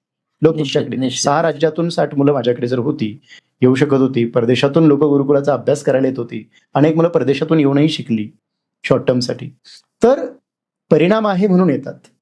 जर आपण परिणाम तो दाखवू शकलो गुरुकुलामधून तर निश्चितपणे लोक त्याच्याकडे येतील आणि मग गुरुकुलाला सुवर्ण काळ पुन्हा येईल. आणि ज्या क्षणी भारतातले गुरुकुल वाढतील, विस्तारतील आणि सक्रियपणे काम करतील ना, अब्दुल कलामांचं जे स्वप्न आहे, भारत महासत्ता झाला पाहिजे. कोणत्या क्षेत्रामध्ये? ज्ञानाच्या क्षेत्रामध्ये. महासत्ता अमेरिकासारखा असं नाही म्हणत आहे. भारत हा विश्वगुरु झाला पाहिजे, भारत हा सर्वश्रेष्ठ झाला पाहिजे. ज्या क्षणी गुरुकुल सुरू होतील त्या दिवशी, त्याच क्षणी भारत हा महान झालेला असेल. भारत त्याचं स्वत्व विसरलंय, त्याचं मूळ विसरलंय, त्याचा गाभा विसरलाय, त्याचा आत्मा विसरलाय. ज्या क्षणी आत्मा त्या देहामध्ये, भारतरूपी देहामध्ये येईल, त्या क्षणी हा भारत पुन्हा नवीन चैतन्यानं उभा राहील. ही आशा, ही प्रार्थना आपण भारत मातेकडे करूया. नक्कीच. आणि निश्चित तुम्ही जे काम करता तेही खूप महत्वाचं आहे. तोही गुरुकुलाचा भाग आहे. गर्भसंस्कार हा विषय हा गुरुकुलाचा एक भाग आहे. गुरुकुल गर्भसंस्काराशिवाय असू शकत नाही. आणि गुरुकुलामध्ये जो काही सिलेबस आहे, जो काही अभ्यासक्रम आहे, त्याचा एक अत्यंत महत्वाचा भाग गर्भसंस्कार आहे. त्या विषयाला मी हात घातला नाही कारण तो आपला विषय आहे, पण त्याच्यामध्ये सुद्धा अनेक वर्षांपासून रिसर्च आणि हे सगळं करतो आहोत. त्या दृष्टीनं आम्ही बरेच प्रयत्न करतो आहोत आणि ते जोपर्यंत होत नाही तोपर्यंत गुरुकुलालाही यश मिळणार. त्यामुळे हे दोन्ही विषय एकमेकावर अवलंबून आहे आणि सगळेच विषय जर आपण करायला घेतले तर खरं तर गुरुकुलच उत्तम उभे राहतील आणि तशी राहावी ही अपेक्षा आपण नक्कीच सर. तुमच्या कार्याला खूप खूप शुभेच्छा. आणि कार्य आपलं आहे. येस, थोडंसं करेक्ट. नाही, नक्कीच. तर हे कार्य खूप वाढवू दे आणि खूप लवकर, म्हणजे कारण आज काळाची ती गरज बनलेली आहे मला असं वाटतं. आणि खूप शुभेच्छा. या व्यतिरिक्त मला शेवटचा प्रश्न एवढाच विचारायचा आहे की आज जे कार्य सुरू आहे, म्हणजे NGO, ट्रस्ट किंवा कशाच्या माध्यमातून, कारण काही लोकांना तुम्हाला मदत करायची असेल तर तसं आपण अनाऊन्स करू, डिटेल्स देऊ, जेणेकरून गुरुकुल ही संकल्पना रुजायला आणि ती वाढायला थोडीशी फुलाची पाकळी म्हणून मदत होऊ शकेल. तर आपण डोनेशन्स घेत नव्हतो. साधा उद्देश होता की मला उद्योजक उभे करायचे, देणग्या घेऊन उद्योजक उभे राहणार नाहीत. अगदी स्पष्ट उद्देश होता. मग माझ्या जे विद्यार्थी आहेत, जी मुलं माझ्याकडे शिकतायत, त्यांच्यावरती संस्कार हा गेला पाहिजे, की आपले गुरुजी कुठून तरी पैसे कमवतात आणि आपल्याला शिकवतात. हा संस्कार किंवा हा विचार नाही गेला पाहिजे, की आपले गुरुजी कुठून तरी डोनेशन्स देणग्या मागून आणतात आणि आपल्याला शिकवतात. न कळतपणे जो संस्कार होत असतो ना, तो खूप महत्वाचा आहे. त्यामुळे आजपर्यंत आम्ही ते देणग्या किंवा मदत किंवा स्पॉन्सरशिप ही घेतलीच नाही. नाही, बट एकच. याला मी तुम्हाला रोखतो मध्ये. हा. असं म्हटलं जातं की good people should have a good money. Correct. चांगल्या लोकांकडे चांगले पैसे असतील तर चांगले कन्सेप्ट आणि चांगल्या संकल्पना खूप लवकर आणि तेजीत बरोबर. पुढे वाढतील. कारण त्याशिवाय, कारण आजच्या काळात काय आहे की मनी इज अ फ्युएल, बरोबर. आणि फ्युएल नसेल तर तुम्ही ते सायकल ढकलून निश्चितच. ढकलून ढकलून कुठेतरी तो अनुभव आम्ही घेतलाय. या. आणि आता आपण जेव्हा पुण्यातलं गुरुकुल सुरू होईल, म्हणजे जागा घेतलेली आहे, आता तिथे ज्या क्षणी बांधकाम सुरू होईल, ट्रस्ट आपण स्थापन 2011ला केलेली आहे, सगळे सर्टिफिकेट सगळं ओके आहे, म्हणजे CSR वगैरे सगळ्या गोष्टी केलेल्या आहेत, ATG वगैरे. आणि ज्या क्षणी तिथे बांधकाम सुरू होईल त्या दिवशी आपण देणगी घेण्यासाठी सुरुवात करणार आहोत. म्हणजे तो पैसा येईल, तिथेच त्या कामात वापरला जाईल आणि त्यातून ते काम वाढेल. तर आपण देणगीचा विरोधक आहोत ना, असं नाहीये. गुरुकुलं हे देणगी आणि लोकांच्या आश्रयावरच चालली होती भारतातही. त्यावेळी राजाश्रय होता, लोक त्यामध्ये कॉन्ट्रीब्युट करायचे. तशाच पद्धतीने गुरुकुलं चालली पाहिजे. त्यामुळे त्याला देणगी निश्चित पाहिजे. पण जेव्हा पद्धतशीरपणे तिथे काम सुरू आहे आणि जेव्हा खरीखुरी गरज आहे तेव्हा ती देणगी आली पाहिजे. आताच देणग्या गोळा करत बसायच्या आणि मग ते गुरुकुलाला पुढे काहीतरी व्हायचं असं नाही. तर आपण फेब्रुवारीमध्ये, म्हणजे आणखी 15-20 दिवसानंतर बांधकाम सुरू करतोय आणि ज्या क्षणी बांधकाम सुरू करणार त्या दिवसापासून आपण हे सगळीकडे जाहीर करणार की आता आम्ही किंवा आता हे गुरुकुल देणगी स्वीकारणार आहे. त्यानंतर आपण ते स्वीकारणार आहोत. नक्कीच नक्कीच. सर, खूप छान वाटलं. वेळ दिलात त्याबद्दल धन्यवाद. भारतीय गुरुकुल शिक्षण पद्धती काय होती, नेमकी गुरुकुल काय होती, भारतीय प्राचीन संस्कृती काय होती, ही तुमच्या माध्यमातून आपल्या प्रेक्षकांपर्यंत पोहोचलेलं आहे. मी प्रेक्षकांना आवाहन करेन की तुम्हाला आजचा पॉडकास्ट कसा वाटला, तुम्हाला आजचं व्यक्तिमत्व आणि त्यांच्या माध्यमातून ज्या इन्फॉर्मेशन्स मिळाल्या त्या कशा वाटल्या, त्याबद्दल जरूर कमेंट करा. कारण हा विषय तळागाळापर्यंत पोहोचला पाहिजे. शैक्षणिक पद्धती आपली पुन्हा एकदा बहरली पाहिजे. फक्त कारकून तयार करणारी शिक्षण पद्धती आपल्याला नको आहे, तर खऱ्या अर्थाने एक व्यक्तिमत्व घडवणारं हे गुरुकुल उभं करणं आज काळाची गरज बनते. आणि या विषयाला जर तुम्ही खरंच कमेंटच्या माध्यमातून, शेअरच्या माध्यमातून जरूर चळवळरूपी उभं करू शकता. आणि सरांना आपण या पद्धतीनं त्यांच्या कार्यासाठी मदत करूयात आणि आपण सगळे मिळून पुन्हा एकदा त्या भारताचं स्वप्न बघायला हरकत नाहीयेत. तुमच्या कमेंट्स मला अपेक्षित आहेत, जरूर कमेंट करत राहा. तर धन्यवाद, आलात, खूप खूप छान वाटलं. आणि पुन्हा आपल्या कमेंटच्या बेसिसवरती पुन्हा आपण भेटू आणि पुन्हा नवीन एका टॉपिकवरती चर्चा करूयात. Thank you so much. धन्यवाद. धन्यवाद.